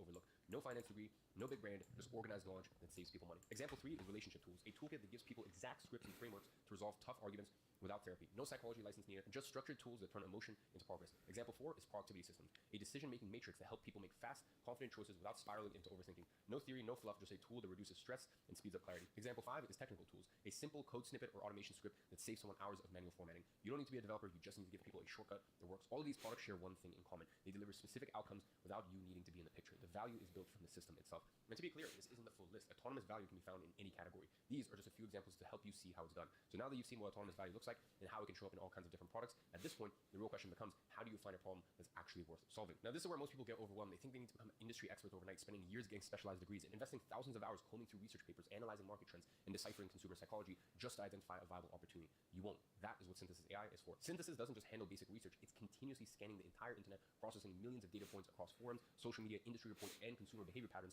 It would take a human team decades to analyze. It identifies hidden connections and emerging trends that even seasoned market researchers might miss. What would traditionally require a market research degree, expensive industry subscriptions, and countless sleepless nights trying to make sense of the Synthesis actually accomplishes that in seconds. It doesn't just find opportunities, it validates them against historical success patterns and market conditions. What you're about to learn isn't for you to go implement manually. It's simply to help you understand the sophisticated algorithms working behind the scenes, so when Synthesis presents you with a validated opportunity, you're going to recognize it not just as a random suggestion, but as the result of comprehensive analysis that would have typically required multiple experts and months of dedicated work. So with Synthesis, you're not just saving time, you're accessing insights that were previously only available to companies with multi-million-dollar research budgets. It does all the heavy lifting for you. So let's talk about the 5-step process to find autonomous value products. Here's how the process actually works behind the scenes. First, Synthesize actually identifies pain points. It looks for what's frustrating, what's slow, what people complain about. The stronger the emotion, the stronger the demand for a solution. Next, it quantifies the cost of the problem. Time wasted, money lost, stress accumulated. If the impact is high, people are more motivated to pay to fix it. Then it filters by frequency. So whether that's daily problems or a once-off issue, repeated pain equals repeated need, which means a stronger offer. After that, it evaluates current solutions. Are people already trying to fix it? Why aren't those fixes good enough? And that gap is where the opportunity lives. And finally, it checks for intent. If people are already spending money, even on mediocre solutions, it means that they are primed to pay for something better.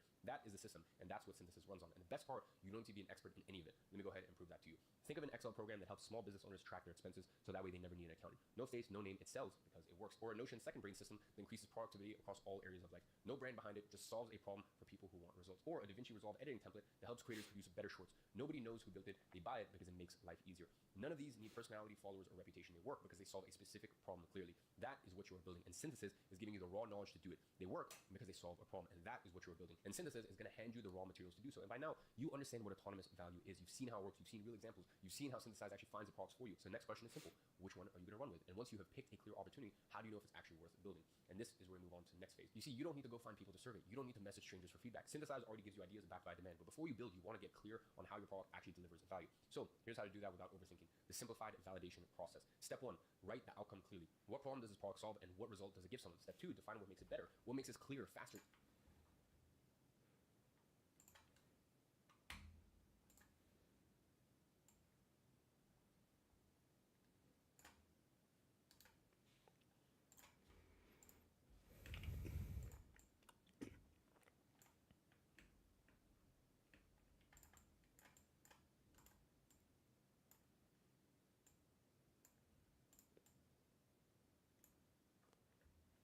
Easier or more effective than other options out there. Step 3, cut everything else. If it doesn't directly contribute to that result, it doesn't belong in the final version of the product. Step 4, make it simple to use. One goal, one process, one outcome, no friction, no fluff. Step 5, ask this one question.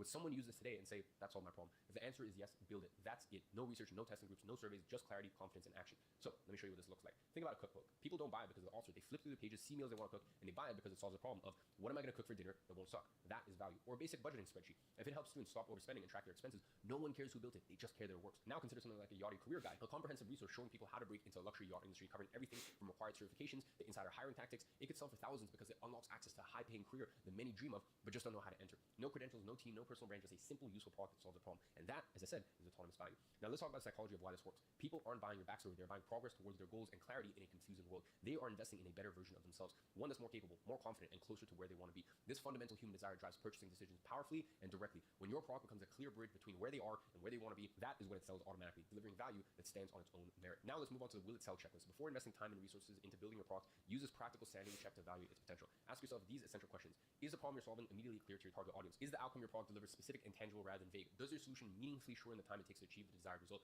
Would someone realistically pay money to avoid this particular pain or significantly speed up the specific outcome? And finally, does your product work intuitively without requiring lengthy explanations or justifications? If you can honestly answer yes to most of these questions, you've identified a genuine opportunity. Don't hesitate, go build it and bring it to the market. Now, a couple things to remember here. You don't need credentials, you don't need followers, you don't need to be an expert, you don't need to invent.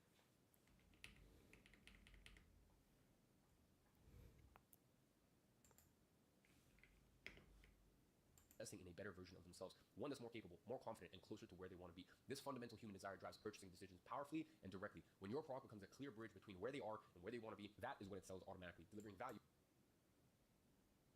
that stands on its own merit. Now let's move on to the will it sell checklist. Before investing time and resources into building your product, use this practical sanity check to evaluate its potential. Ask yourself these essential questions. Is the problem you're solving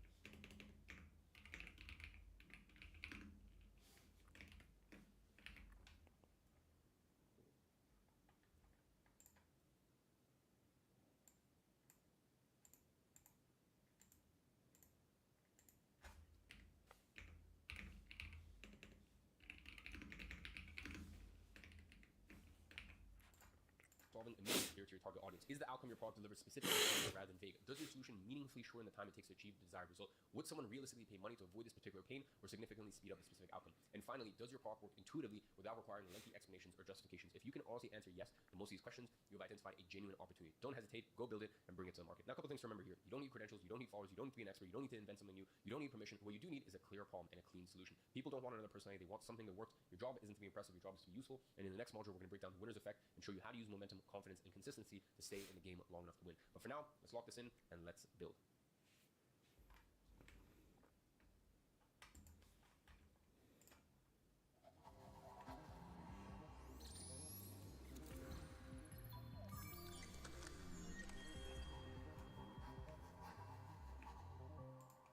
All right. So welcome back to Digital Product Formula. We have an incredible module today, and I don't want you to take this module lightly. I know that it may not be the hardcore tactical stuff, but I'm telling you honestly, this is the real needle-moving content. So with that being said, let's talk about the winner effect, because this module is going to cover the foundation that everything else is built upon. In fact, I believe that this is the single most important thing that we're going to cover in this entire program, along with the module that follows, which is the emotional cycle of change. And by the way, I know that's a bold claim given all the insane content we have ahead, but I stand by the statement because this module addresses the fundamental reason why 95% of people fail at anything they try in life. It's not because they lack information, strategies, or tactics. It's because they get caught in an endless cycle of trying something new, facing challenges, giving up, and repeating the same process with the next shiny opportunity. Now, you've probably experienced this yourself. You discovered a business model, you get excited, you dive in head first, you hit some obstacles, lose momentum, and eventually abandon it. Then a few months later, you convince yourself that you found the real deal, which is a new tactic, business model, or opportunity that's surely going to work this time, but the same old cycle just repeats itself. And this module is the difference between those who continue being stuck in that endless loop and the ones who actually break through to achieve success. Now, this module will challenge some of your existing beliefs. It may even make you uncomfortable at times, and that is intentional because real transformation doesn't happen in your comfort zone. But I promise you this, if you fully engage with what we are about to cover, you're going to look back at this as the turning point where everything changed. So with that being said, settle in. Here is what we're going to cover today. What is the winner's effect? The 3 paradigms of manifestation, the SBA worksheet, create your SBA worksheet, as well as how to actually use the worksheet. So what is the winner's effect? The winner's effect is one of the most powerful forces that can transform your entire life. It impacts everything from your relationships to your health to your wealth, and it could be the single biggest factor determining whether you succeed while others fail. There's actually a really good book on this called, and there's actually a great book on this called The Winner Effect by Ian Robertson that I highly recommend you read. It goes deep into neurochemistry of success and how winning literally changes your brain chemistry. So what we're going to cover are the key principles here. This book was a game changer for me in understanding how to deliberately engineer success cycles in your life. And at its core, the winner's effect is pretty simple. Winning creates more winning. So when you achieve even a small victory, your brain releases chemicals like dopamine that boost confidence, sharpen your focus, and improve your performance. And this makes your next win all the more likely, which creates an upward spiral of success. Think about it in your own life. Do you remember a time when you accomplished something and suddenly felt like you could tackle an even bigger challenge?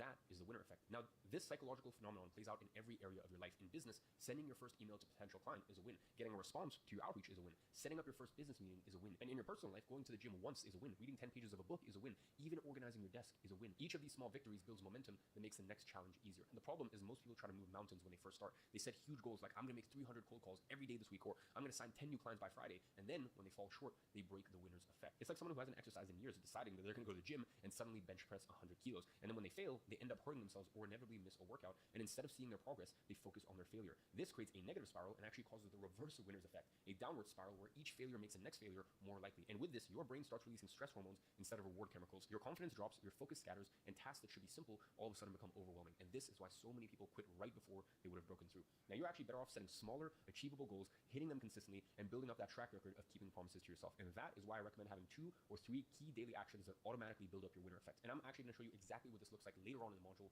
when we get to the SBA worksheet section. Now, when you get in a slump, and by the way, we all get in slumps sometimes, the solution isn't to push harder on big goals, it's to scale back and focus on stacking small wins. Again, you might go from creating an entire phase of your digital product to just outlining one lesson. And that is perfectly okay, right? The key is to rebuild that momentum. Think of it like the tortoise and the hare. You want to start slow and steady with wins that you can definitely achieve. The amazing thing is, unlike the fable, the tortoise eventually becomes a cheetah because slow is smooth and smooth is fast. So as you stack these small wins, your capacity grows, your confidence. That's why setting goals when I was building my app was so effective, because I was like achieving them. Now that you understand the winner effect, I want to introduce you to the exact framework that determines how much of an impact it has on your life. I want you to imagine 2 people who both just signed their first client. The first person feels good for a day or 2, then goes back to doubting themselves and hesitating. The second person understands that this win came as a result of their beliefs. They became more confident in every situation and performed better across the board. You have the same exact achievement, completely different outcome. Why? Because they think differently. One person has a mindset that weakens the winner effect, while the other has a mindset that strengthens it. If you're thinking in the wrong way, you can work extremely hard and achieve things, but those achievements won't create the momentum that you need. Your wins simply just don't stick. But when you start thinking the right way, even small achievements create a powerful forward push that makes each step easier. Your wins multiply and build on each other. So let me explain the 3 different ways of thinking so that way you can figure out which one you're using now and how to shift to the one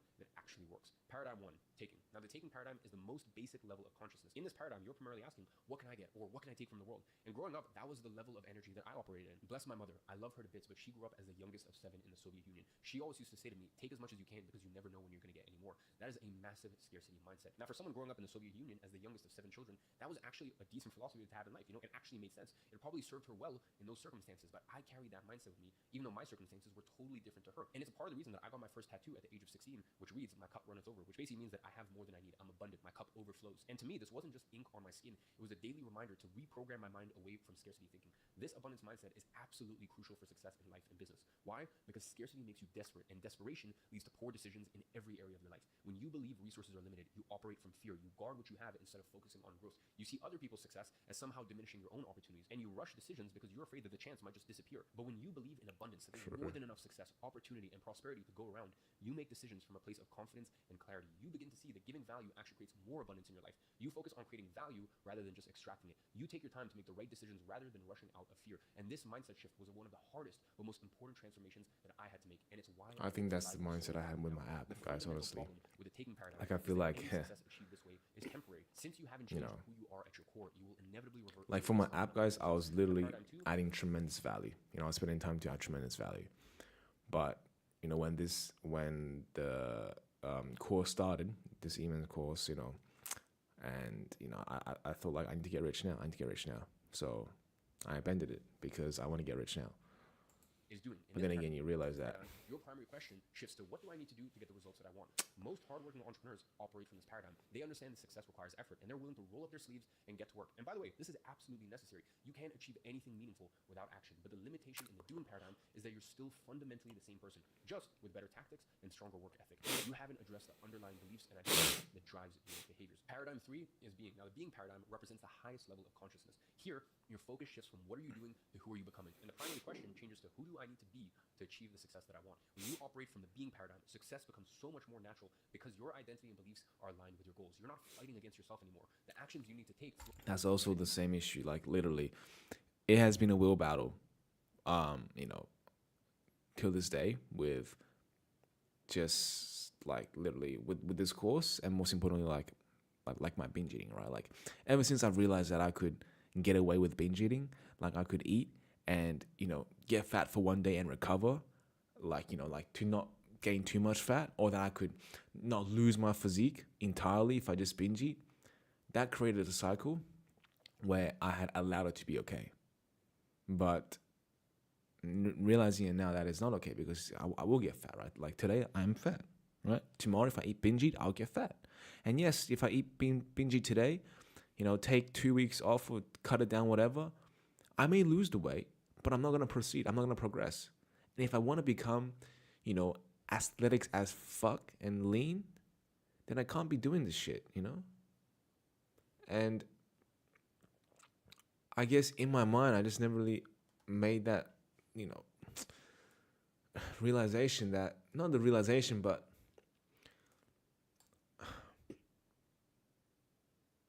you know, guys, whenever you like have these like moments where you're having these contradicting you know, dialogue, or you're having these blank spaces in your head, it means that you're being vulnerable. It means that you are uncovering or unpeeling the layers of the onion and realizing that what you are saying is making no sense, because what you are saying is literally an excuse, a story covering up your own true self.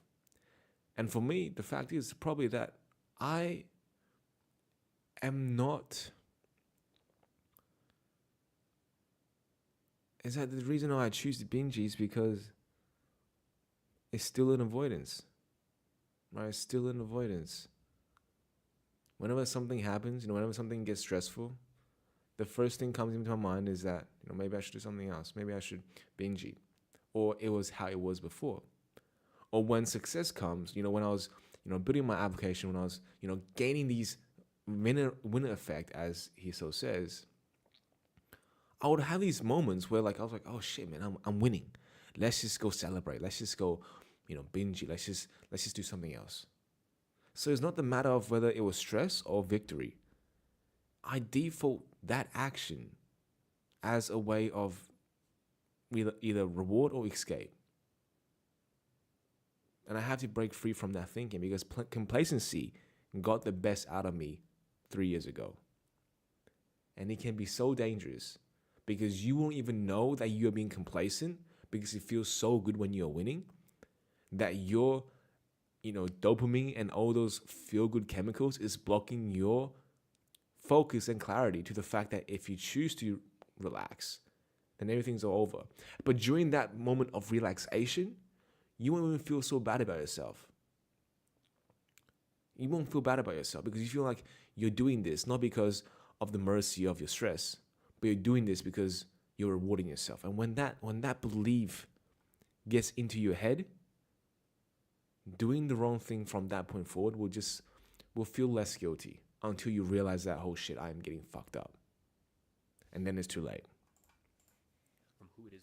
We have to become, and if I want to become, a literally natural bodybuilder, but looking good as fuck, then I better be intentional. Then I better stop binge eating and stick with my diet, which is exactly the goal I want to achieve by the end of this year. It's not a hard goal, guys. It's really not a hard goal.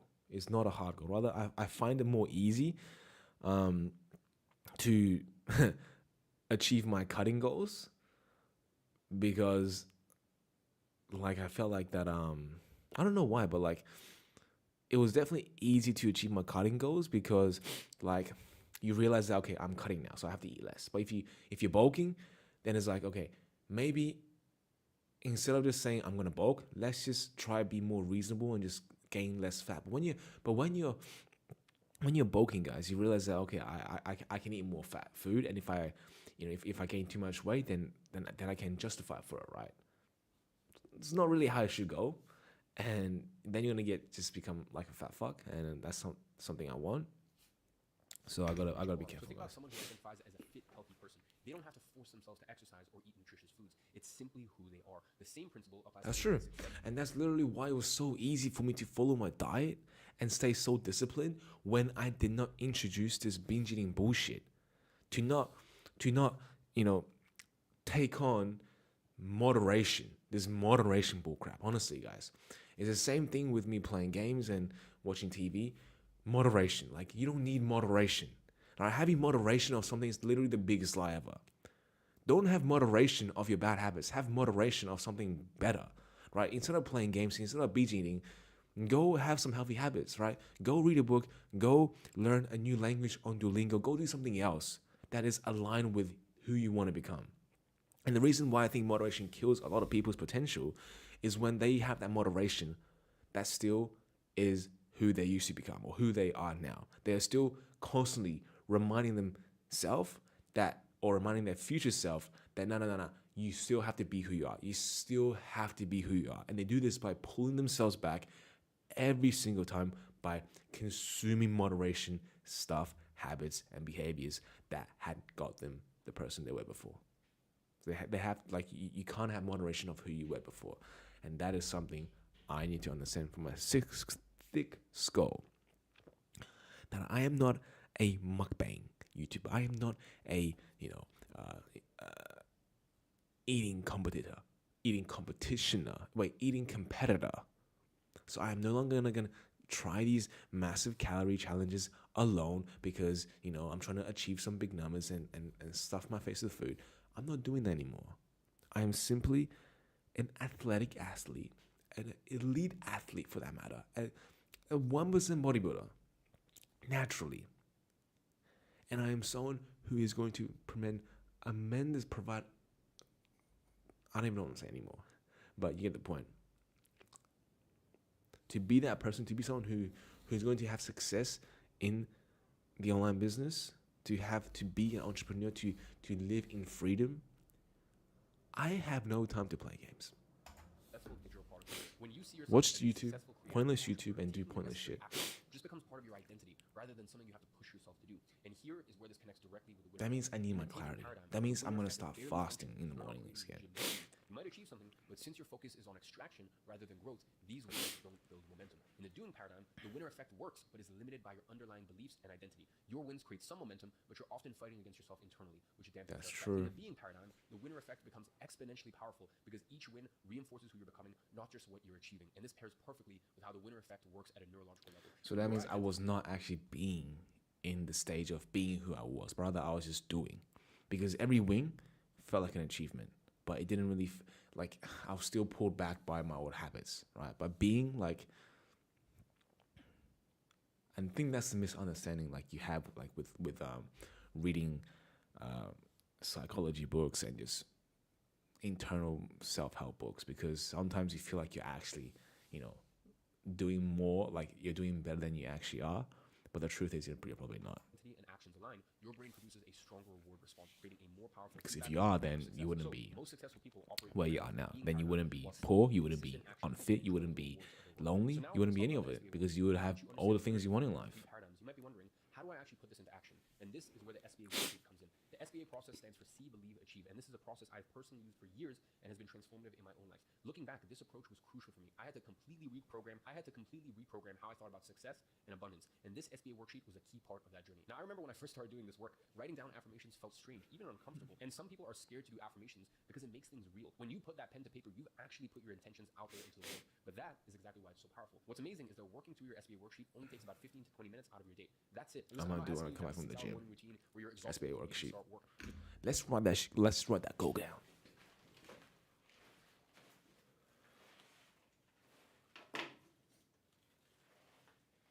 And you know what, guys? I don't want to take my friend on a trip. Actually, you know what? I don't give that. Goes today.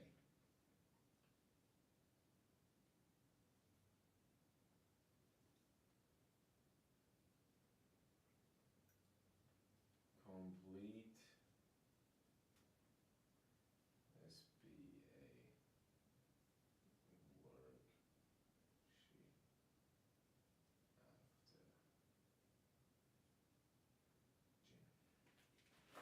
after gym.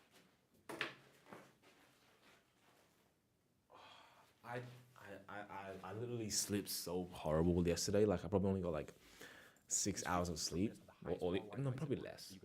But that's not gonna, I'm just saying that because I don't feel like recovered from my workout. Not because I was working less, but because I aligned my inner world with my outer goals. So I didn't train hard enough because I'm not really sore, which is kind of weird because I took a week off. But I think I'm not sore is because I freaking eat so much food, guys. Literally, like the amount of food I ate, is literally healing my muscle tears with this like healing with fat. That's literally what it's doing. Break down each component of the SBA worksheet so that way you can start using it immediately and experience the same transformation that I did. So let's start off with S, C. The C part is all about visualization, literally seeing what you want in your mind before it exists in reality. Now, most people don't understand the power of visualization. They're so concerned about working harder, hustling harder, running around like headless chickens that they avoid the easy win right in front of them. Now, here's something to think about. Have you ever woken up drenched in sweat from a nightmare? You see, your body had a physical reaction to something that was only happening in your brain while dreaming. And that's because your brain literally sees these mental frames. Another goal. Plan and create our digital product. Today.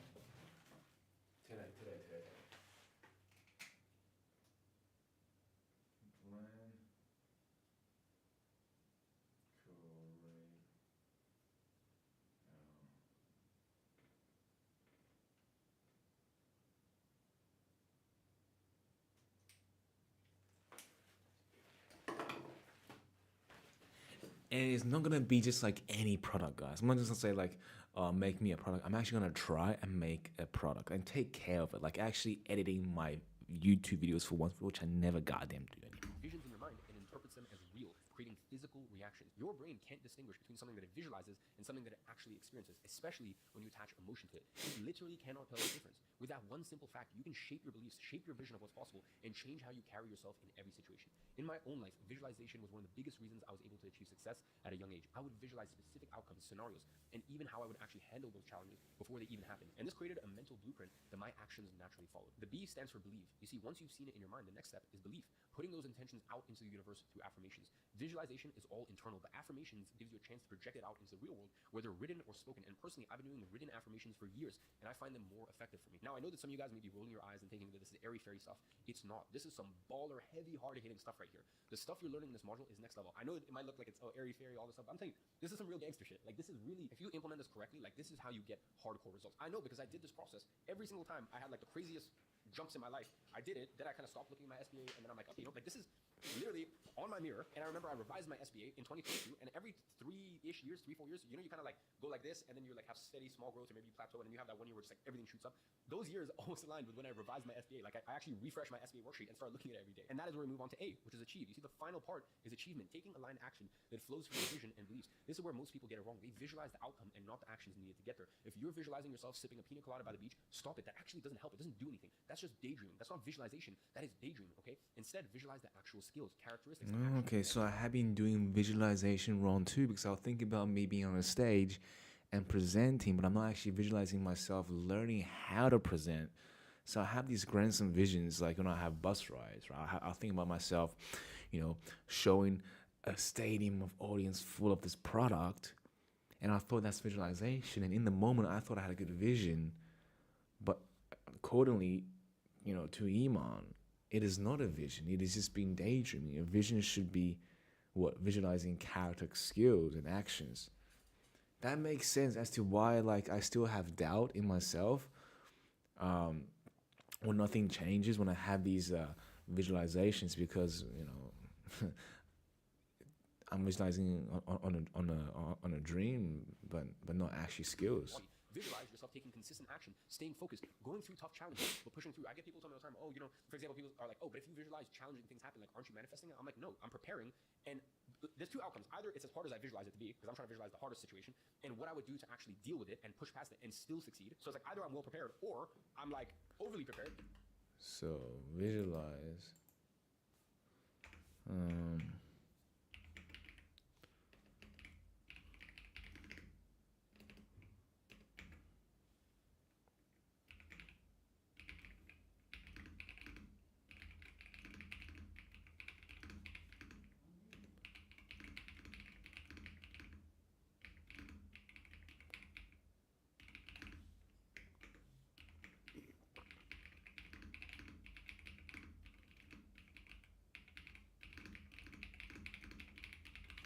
But then again, guys, you can think about these things. Like I'll visualize sometimes or rehearse in my mind before I talk to someone, like an interview or whatever.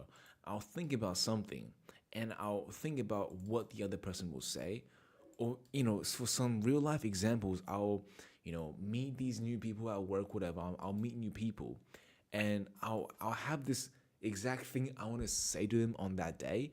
But a lot of the times I was held back by it because either the situation was not exactly how I had visualized, which made me timid to speak my mind because, it was not exactly what I had visualized, right? So, or second of all, I was just plain scared of balls, right? So to do the things you visualize, you have to have courage and balls. At the end of the day, you can visualize things like talking up to a girl, approaching someone, but if you are scared, then you're not gonna do it, right? And then you're just overthinking at that point. So I think it's important too that when you do these things, just know that nothing will be for certain.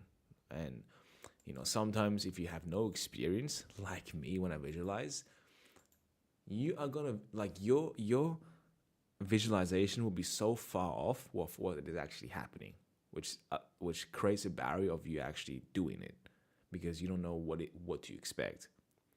So sometimes you just have to. I know it's easier said than done because I don't do it, but you have to just do it and see what the other person will respond. And sometimes, out of luck, you may get a better response, and that allows you to just build up more courage and confidence. And even if you do get a rejection or an unfavorable response, then at least you got somewhere. At least you know what to expect in the future. And that creates a better visualization for next time. Instead of you just like overthinking crap in your head and never doing it because you don't know, like the situation is never exactly how you visualize. And let me tell you guys, no matter how good of a visualization you are or a planner, shit can go wrong, right? Some unforeseen examples or circumstances will get into your way, but never let that stop you. So visualize on facts and on something that's viable, something you can control, rather than predicting, oh, we're gonna go, we're gonna go outside to the beach tomorrow. You have everything planned out, but then the weather just said, fuck you, I'm gonna storm. You can't control that or predict that, but do what you can based on what you know. And like, both of those things are a good thing. Whereas if you visualize it being so easy, blah, blah, everything effortless, then the second you have any challenges, you're like, well, wait, this isn't how I envision it in my mind. So you guys need to stop envisioning the result and you need to visualize the process, okay? For example, think about it. True. That's also why I don't act, because when I have these visualizations, right, like I'll visualize what exactly going to happen. And if that doesn't happen, I don't act, because it was not what I had imagined. But rather, if I just visualize, I'm gonna talk, then eventually I talk to this person. No matter where the context goes, I talked. That's true, very true. Don't just picture the end result, visualize the process, including the obstacles. Imagine yourself encountering resistance, feeling frustrated, and finding the determination to push through. Visualize how you're gonna respond when things don't go as planned. How do you spell scenarios? Worst case,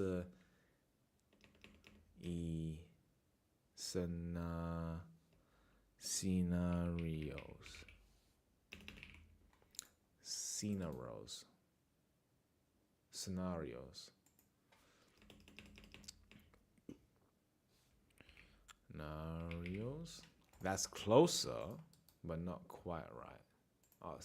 You face rejection and you hit a technical hurdle. This mental rehearsal creates a blueprint your brain can follow when you encounter these situations in real life. The key insight here is that in your mind, you can rehearse behaviors, build reference experiences, and program your subconscious for your success before you ever take action. So let's get into how to create your own SBA worksheet. First is the story thus far. This is where you're going to document your entire journey up to now. This page is incredibly important because most people don't give themselves enough credit for what they've actually accomplished thus far.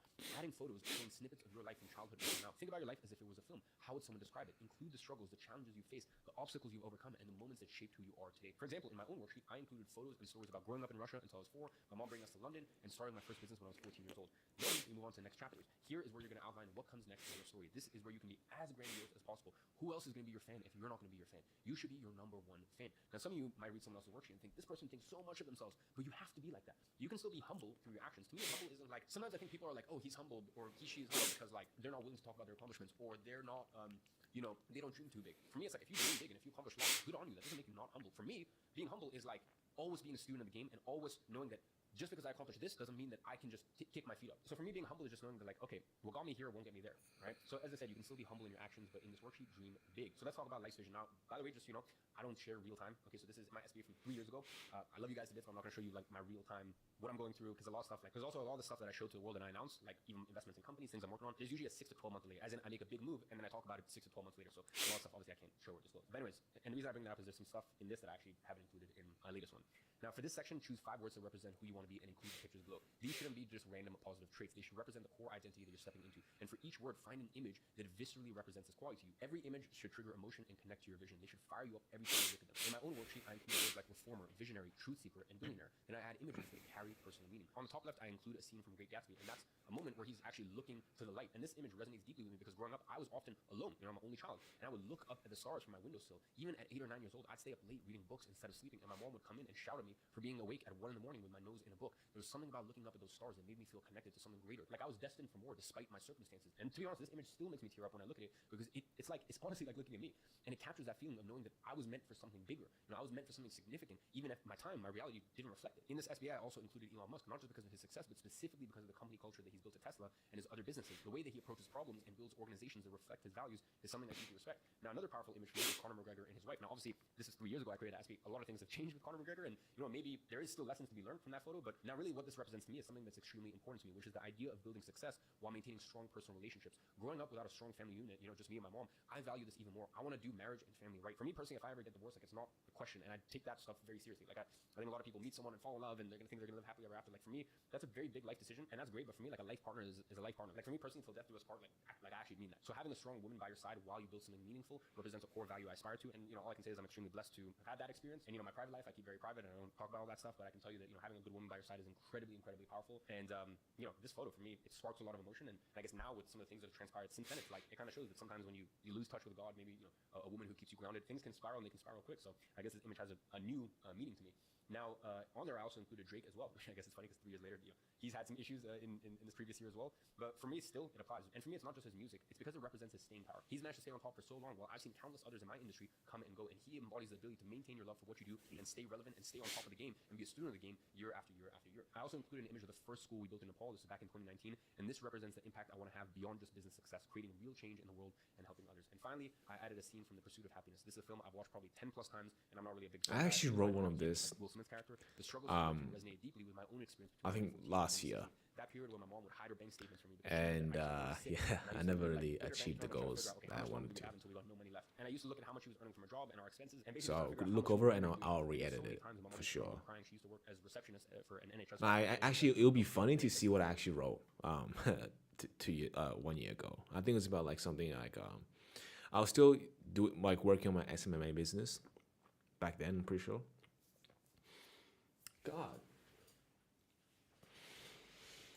I'm bloated today. Obviously, it's incredible that there's public healthcare in the UK, but like people can be very aggressive there. Like NHS is very slow. It's free, but it's slow. And obviously, when people are like in a lot of pain, people can get very aggressive and not very nice, especially as a receptionist. So between that or the temporary summer jobs she had at Harrods, which is a department store, and when she used to cry because they wouldn't give her a full-time position, like those moments really shape you as a man, and those moments shape who I am today. So each of these images actually triggers something visceral in me. They're connected to my deepest values, experiences, and aspirations. When I look at my vision board, it immediately reconnects me with why I'm doing what I'm doing and who I'm becoming in the process. So when creating your own life's vision, don't rush this part. Take time to really think about the words that define who you're becoming, not who you are now, but who it is that you're growing into. Then find images that hit you in the gut. Not just nice ones to look at, but like ones that genuinely look at. And maybe other people might look at it and not get it or understand why it's such like a gut-wrenching thing to you, but you need ones that are very specific and give you some sort of emotional trigger. And this is where we move on to writing your life story as if someone was writing it about you, about what you've achieved in life. And go as crazy as you want. Most likely, none of this will actually happen exactly the way that you write it down. Mine certainly didn't. This is one from 3 years ago, but the destination will probably get there. The journey might be completely different than you expect, but dreaming big programs your mind towards that destination. Be extremely specific and ambitious here. Include details about your achievements, your impact, where you live, your reputation,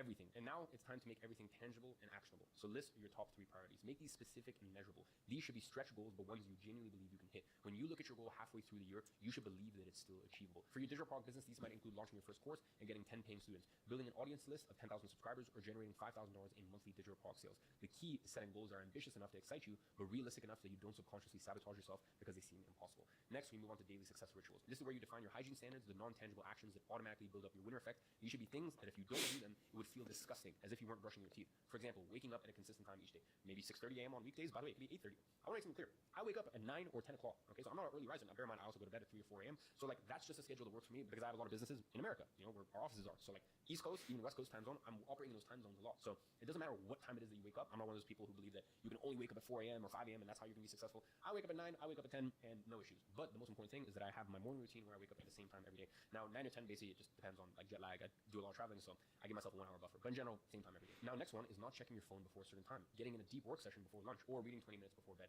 So start with 2 to 3 specific daily actions that directly support your goals. If creating content is important, commit to content ideation for a specific period each day. If it's earning a consistent online income, commit to doing a certain amount of income producing activities each day. If learning a new skill is necessary, dedicate 30 minutes daily to focused practice. The key is making these commitments small enough that you can do them consistently, but significant enough that they move you forward. The point isn't what specific actions you choose, it's about keeping your word to yourself. How are you going to keep promises to the rest of the world if you can't even keep promises to yourself? So this is where we move on to small wins tracker. This is where you document and celebrate those small victories that trigger the winner's effect. The main focus should be building up your winner effect by stacking small wins. The system is already created for you. Just track at least 3 wins each day, no matter how small. Whatever you think is the right amount of work to do, probably do about 30% less. Hit that goal. Get those reference experiences of doing it for a few days, and then up the goals slightly. Write them down every morning and put all of your effort into completing them. Pro tip, focus on action goals rather than outcome goals. And this is what I mean.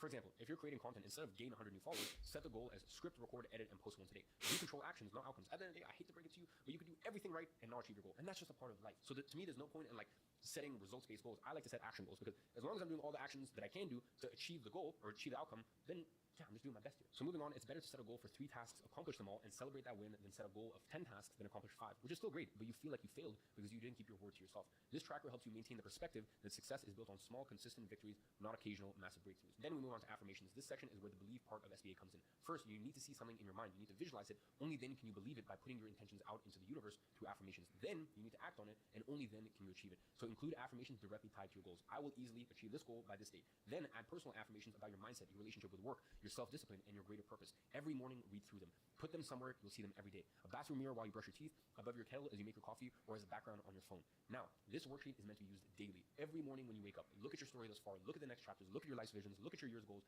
read your Wikipedia page, read through your affirmations, and map out your small wins for the day. So for today's action step, I want you to pencil in a full evening, 3 to 4 hours, to fill out this SBA worksheet. Print it out and keep it somewhere so that way you can follow the exercises every morning and night. And remember, you do not get what you deserve in life. You get what you think you deserve, because what you think you deserve dictates the actions that you take. And the actions that you take obviously dictate the outcomes. So think bigger, dream without limits, see yourself already there, then align your beliefs with that vision. The actions will follow naturally, and your success becomes inevitable because of it. We're doing that tonight, today, at the gym.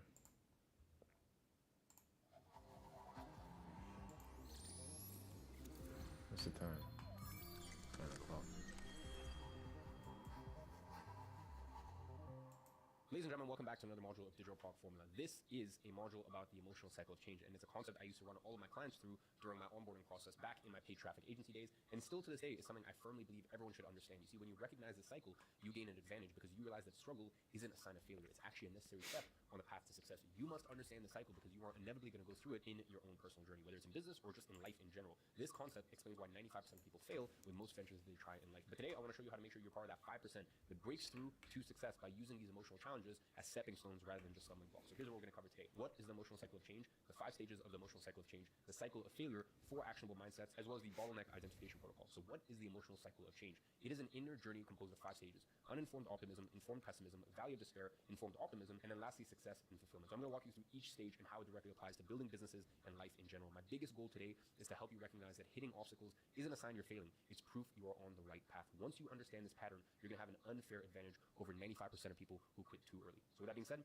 let's get into it. So let's start off with stage number 1, uninformed optimism. This is your starting point whenever you decide to do something new in life, whether that's starting a new business or starting to hit the gym, training, boxing, whatever it is. During this phase, everything feels possible and within reach. You're motivated, energized, and can't wait to get started. And the reason why it's called uninformed optimism is because you are at that peak stage of optimism, but you don't really know the ins and outs of what you're getting yourself into and what achieving success in it really involves. You see the destination clearly, but you're not fully aware of all the skills you'll need to develop, the obstacles you'll face, or the required to reach your goals. This initial excitement is important. It drives people to take that first step, whether in business, fitness, education, or any other venture. And that is probably the stage that you are at right now. Stage 2 is informed pessimism, and this is where reality starts to kick in. You start taking action on this new venture and studying about it more in depth, and that is when you realize that this may be a little harder than you initially thought. You start to see that there's a lot more details and problems involved in being successful with this than maybe you weren't aware of when you first started, and that is why the stage is called informed pessimism, because here you become aware of everything that you don't know. And this is where a lot of people start questioning their abilities to achieve success with the opportunity that's ahead of them, or maybe even questioning the opportunity itself, if it's actually what they thought it was when they first came across it, or maybe even questioning the people who introduced them to such endeavor in the first place. Sometimes even questioning others' success, thinking that they must be hiding something or leaving something out when they are talking about their success. Now, stage 3 is the valley of despair, and this is when we get to the stage of peak level of pessimism. This is where you really reach rock bottom emotionally, because here you're past the state of doubt. You are at a state where you feel stupid for even trying this in the first place. Your mind starts telling you, why are you even trying to be successful? Look at everyone around you. Look at your family. Look at your friends. They all work mediocre jobs and have mediocre lives, and none of them have been able to escape this reality. So why do you think you're going to be the one that does it? Why do you think that you are the special one? It is the stage of intrusive thoughts, and this is a very dangerous place to be at, because this is the place where you are most susceptible to accept those intrusive thoughts and quit. You start trying to find things and people to blame as to why you're not successful, and creating scenarios in your head to convince yourself that you won't ever succeed with this. You are unsure of what to do, and you're on the verge of giving up. And here is where you're going to fail like the other 95% of people if you don't have the right mindset, because your mind will test you. Now, let's talk about the cycle of failure. When I refer to 95% of people that fail, this is what I mean. They hear about this new big opportunity, they convince themselves that this is the one for them, and it's better than anything else out there that they've ever tried before. They're hyped, they can already see themselves succeeding with it, and they are at stage 1, which is uninformed optimism. Then they start taking action, they try a few things, and they see that things are not as easy as they first anticipated. Things don't work out as expected, and they start getting frustrated. That is stage 2, informed pessimism. Then they start resenting themselves and the fact that they even tried it in the first first place. Everything they tried was a failure. They don't know what to do next. Then they try to convince themselves that this is not for them, and this opportunity was not the right one. And finally, they give up, and that is stage 3, the valley of despair. And then they start looking for the next big opportunity. Eventually, they find it, and you know what happens next? They go through this exact same process all over again, just to get to the valley of despair and give up once more. So they get stuck in these endless cycles of finding new opportunity, getting super hyped about it, figuring out it's harder than expected, getting frustrated with it, and then giving up and looking for the next thing. It is a cycle of endlessly going from stage 1 to stage 3, thinking that for some reason this time will be different, and 95% will be stuck in the cycle for the rest of their lives. That is why 95% of people don't succeed in life, no matter how good or how solid the opportunity is, because no matter what, you will face hardships and you have to walk through the valley of despair. The only way to succeed with anything in life is to break that cycle, to fight the intrusive thoughts, understanding that going through the valley of despair is not a symptom of your failed attempts, but rather a requirement step towards success. The reason why most people fail here is because they don't realize that they are at this stage, or they're not even aware of this concept at all. So, how do you break through the valley of despair, you might be asking? Well, in a few minutes, I'm going to give you the exact mindset shifts you need to get through the valley of despair. But before I get into that, let me walk you through the last 2 stages of the emotional cycle of change. Stage 4 is informed optimism. Now, for the few that manage to get out of the valley of despair undefeated, they get into stage 4, which is informed optimism. This is the place where you think that you will never reach. But once you go through the valley of despair and you start getting your first small wins and seeing a glimpse of success, you start to become an optimist again. Now, the difference is, this time your optimism doesn't come from a false sense of confidence or unrealistic expectations.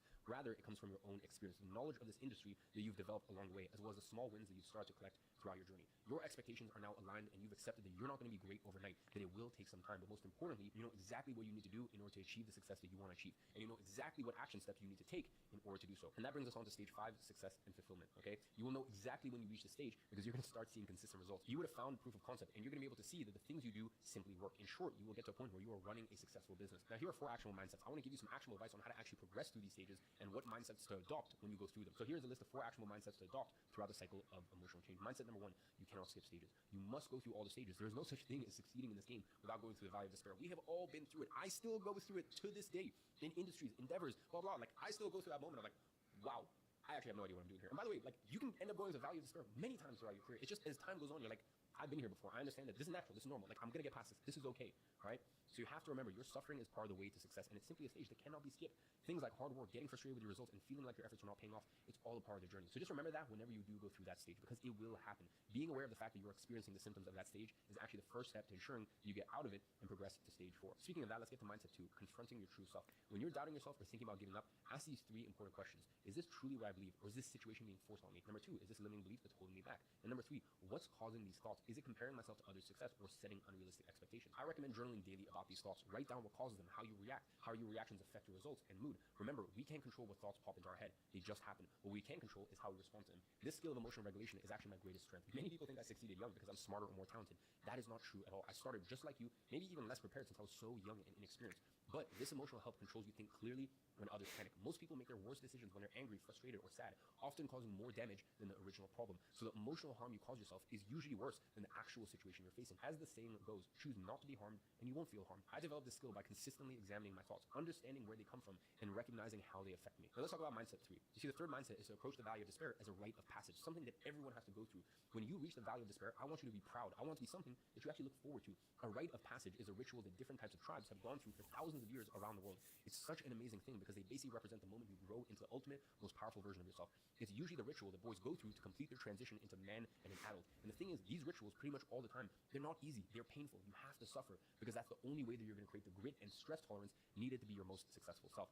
Now, the fourth mindset is adopt the scientist mindset, okay? Approach your problems like a scientist would. That means try new things instead of doing the same thing over and over. Most people just copy what other people are doing. They follow the exact steps that work for someone else, and they stay inside that box. But this rarely works because your situation is unique. Instead of being willing to experiment, try new approaches, different messages, and alternative methods. This is how you find out what actually works for you. Now, obviously, when scientists test things, they don't just simply test things in any way and call it a test. They test things in a very specific way. They follow the scientific method, and this ensures that the results that they get are trustworthy and can be compared to other tests that they ran because they were all under the same conditions with the same variables, meaning that they are controlled tests. You should do the same, and this is why we created the bottleneck solution protocol, which, by the way, we're going to cover a little later on in the program. This framework basically gives you a structured way to identify exactly what's holding you back and test solutions systematically. A lot of people try to test things without following the method. Then they don't get the desired result and just assume that the thing they tested doesn't work, when in fact, what doesn't work is their testing methodology. I mean, think about how a mechanic troubleshoots an engine problem. They don't randomly replace parts hoping something works. Instead, they follow a diagnostic process. First, they listen to the engine and check for visible solutions. Then, they test one system at a time, fuel, ignition, and compression, isolating each component to find out exactly what's not working. Then, they change one part, then they test again before moving on to the next. And this systematic approach is what allows them to find and fix problems efficiently. The point is,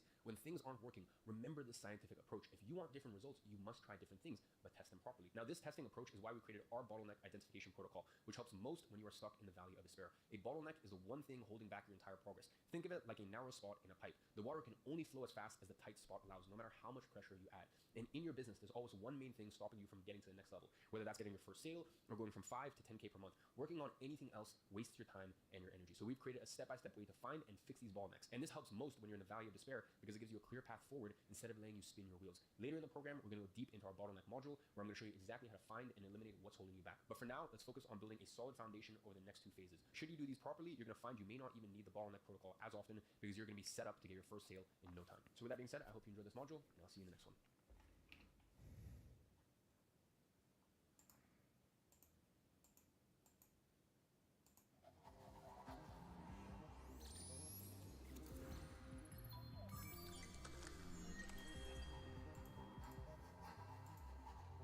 Welcome to the second phase of Digital Product Formula. Now that you've completed the first phase, you will have all the foundational knowledge you need to succeed in the world of digital products. You understand the magnitude of opportunity you have before you. You have a clear idea of the journey you're embarking on. And we've also covered the mindset that you will need to succeed in this industry. As discussed in the previous phase, the value of a digital product is derived from the product itself and the problem it solves, and not from the person creating it. And that's what makes this phase so important. If you want to make money selling digital products, still the product itself needs to be bulletproof. And in this phase, I'm going to help you do exactly that. My team and I will show you exactly how to build a digital product that solves real problems. Remember, making money is just a value exchange. If your product solves a problem that people need solved, you will make money. And this is where it starts to get exciting because this phase will start with me helping you to answer the biggest question you probably have right now: how to find profitable product ideas. You see, in the past, this would have been the most important decision you would have to make, but Synthesis AI has changed all of that. Making the wrong choice when choosing an idea for your product would have led to huge amounts of time and capital wasted. Now, you just choose a different path, run it through Synthesis AI, and you have everything built for you in under 60 minutes. The really impressive part isn't just the time it can build a product in, it is the fact that it can process every single piece of information ever. Then it can test whether it's information that people are willing to pay for and synthesize information from the world's most renowned experts. And I say this because I don't want you to put yourself under pressure for no reason. Synthesis will guide you in the correct direction and will build a world-class product alongside that. All I want to do is make sure you know the right questions to ask. If you know the right questions to ask during the process of finding the idea for your product, Synthesize will build a bulletproof product that's going to sell and deliver results. When it comes to building, I've said over and over, the way you build digital products has changed. Once artificial intelligence came along, the old process became irrelevant. If I created this program a few years ago, this phase would be about product research, copywriting, scripting, building program outlines, etc. Transparently, that's a waste of time. Synthesis AI is going to do all of that for you, and that is what this phase will be about. Exactly how to use Synthesize AI and get the most out of it. It's going to be the first time any of you are using Synthesize AI, so I want to make sure that we guide you through every single step so you never feel lost or overwhelmed. That is why 80% of this phase will be filmed in a walkthrough format. Every step in the process will have its own walkthrough. Finding your UVZ, your unique value zone in the market, where real people are willing to pay for solutions. Creating your ebook MVP, building your minimum viable product to test demand before investing time in a full course. We will show you how Synthesize creates ebook outlines and content that would take weeks to research and write manually. We'll show you course creation. You see, once your ebook proves market demand, we're going to show you how to use Synthesize to transform your validated content into a complete video course structure with detailed lesson scripts. We're going to build interactive worksheets, templates, and bonus materials that complement your product and increase its value. Everything has a walkthrough. My product team manager, Andres, has been working at the company for over 3 years. He has personally built my digital products alongside me during that time and has helped thousands of our clients get life-changing results. Over the past year, he has worked hand in hand with my development team to build and optimize Synthesis AI. And for that reason, he'll be recording the walkthroughs that guide you through every step. He's going to be sharing his screen and building his own digital product alongside you, ensuring that you know exactly what to do at all times. All you need to do is follow along as you build your product. Digital Product Formula is built in a way where we eliminate as much guesswork as we possibly can, and the walkthrough modules do exactly that. By the time that you have worked through all of the walkthroughs and got a full output from Synthesis AI, you will have everything you need to package your first product and start making money. You would have identified your specific target market called a UVZ. You will have a clearly defined problem that your product solves, and you will have a complete ebook that provides a clear step-by-step process to solve that problem for your clients. When your ebook proves successful, Synthesis will then help you upgrade to a video course by transforming your validated content into detailed lesson scripts and course structure. At this stage, Synthesize will also create supporting materials like worksheets and templates that accompany your course, which helps your customers get results faster and makes your product more valuable. Lastly, Synthesize will help you name and price your products appropriately, starting with your ebook at the right entry-level price point and then positioning your video course as the premium offering. By the end of this module, your product will be fully built and ready to transfer into Walk. I'm sure you're excited to get going, so I'll leave it there for today's module. This module is where you truly start taking advantage of this life-changing opportunity that lies before you. Now, before you start the next module, I want you to log into your Synthesize AI account using the tab in the Monetize Walk. It's only going to take a minute or two, but I want you to have everything ready to build alongside the team.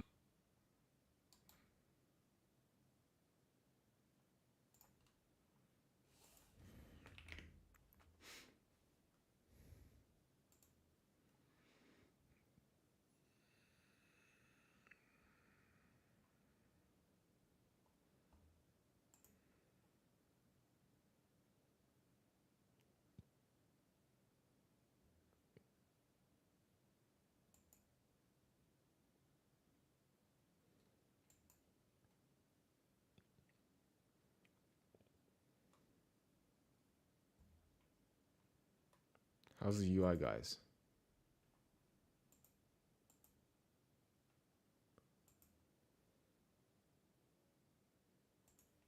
The UI looks pretty simple, not gonna lie. Yeah.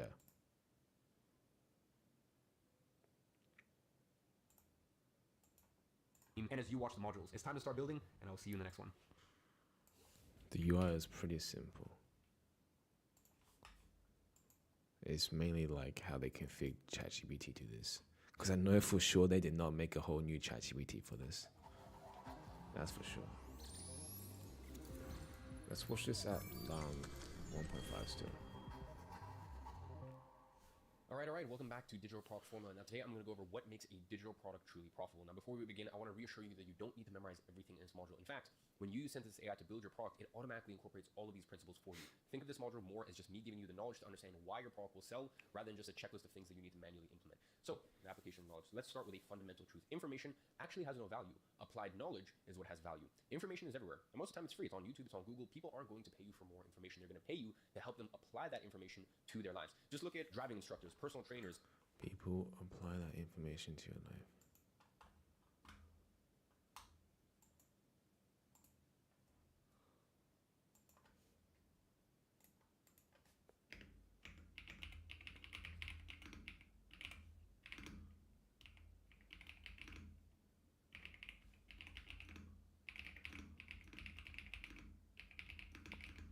That's true. That's a very good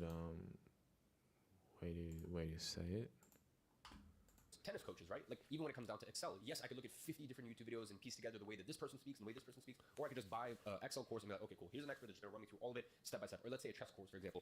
You know, let's say I want to get better at chess, I can go scour a bunch of these YouTube videos, or I can just buy a chess course from one person that's gonna systematically take me through the entire process. So this is just the truth of life, okay? So your product doesn't need to be the absolute best solution in the world. It just needs to be the one with the best available options that solve a real specific problem for a specific audience. And this is exactly what Synthesis AI helps you with. It removes all the guesswork and gives you a product that's specific to your audience, so that way you don't have to spend years building this on your own. And this is why in the next module, my product manager Andres will show you how to use Synthesis AI to build your product. And by the way, Andres has been working with me for over 3 years now, almost 4 years now, and has coached thousands of students on how to make money online. He knows what works and what doesn't, and he's going to guide you every step of the way. So that being said, let's get into the nitty-gritty of how to identify profitable products. The efficiency theory. The most profitable digital products all share similar attributes. It's what I like to call the efficiency theory. Think of this as your product filter. The most profitable digital products make things quicker,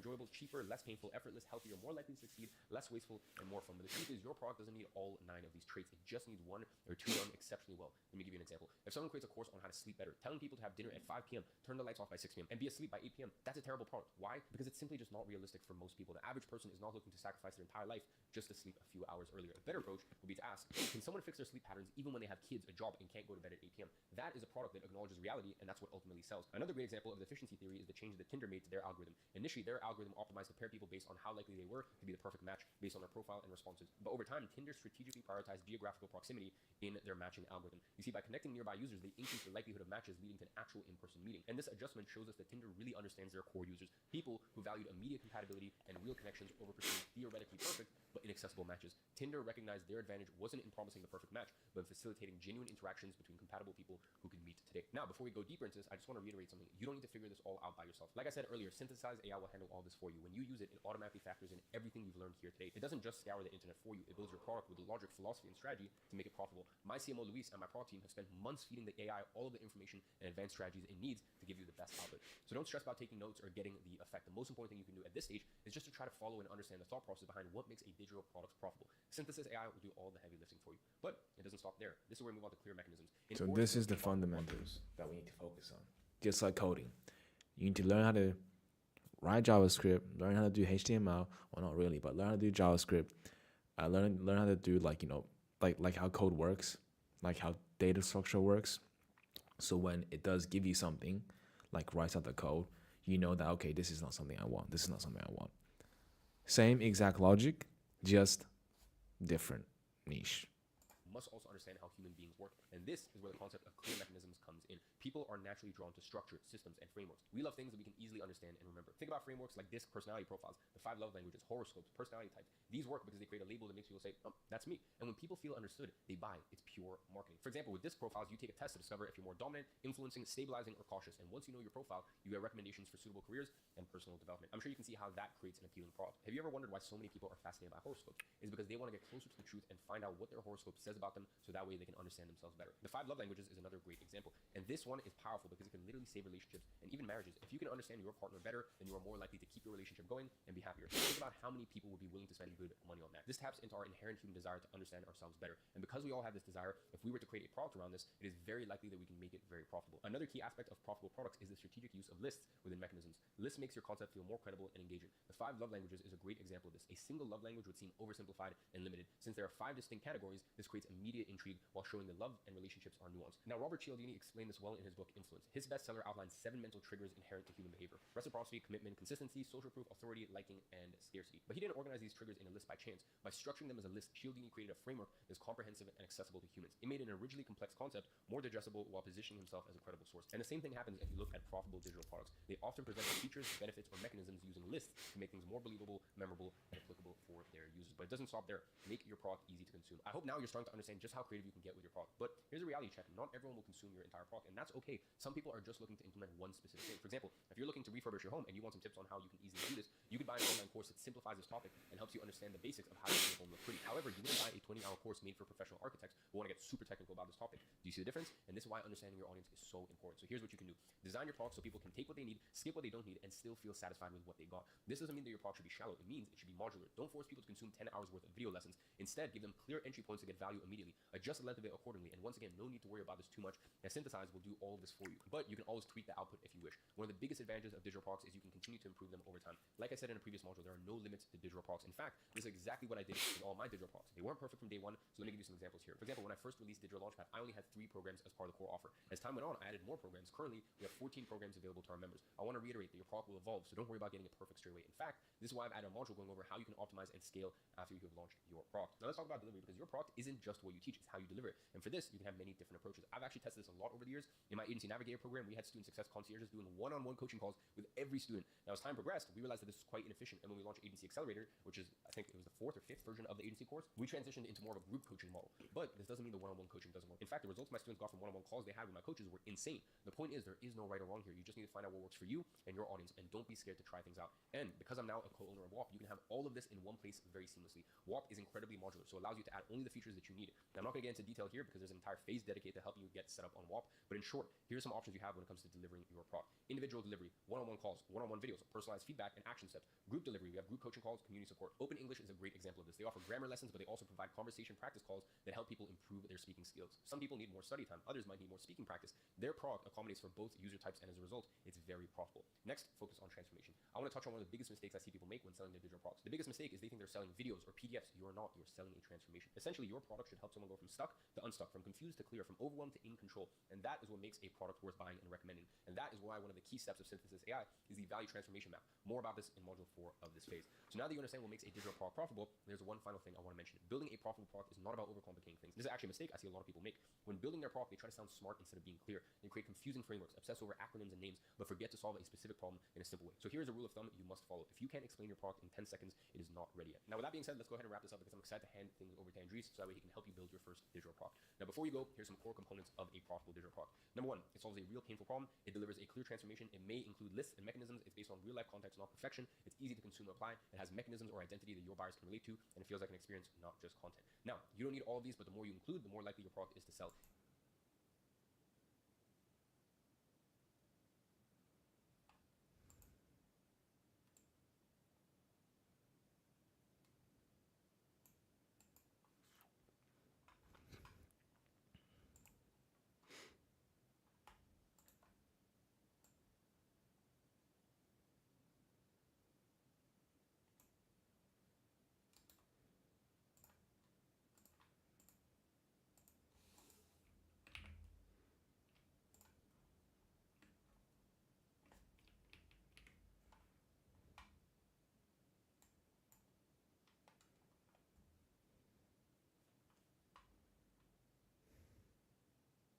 And here's the good news. You don't even need to implement all of this yourself. Like I said, Synthesis AI will do all of this for you. And like I said earlier, my product manager, Andres, will show you exactly how in the next module. He's been helping people make money online for years. He's seen it all, and he understands what it takes to get there. So with all that being said, I hope you enjoyed, and I will see you in the next module.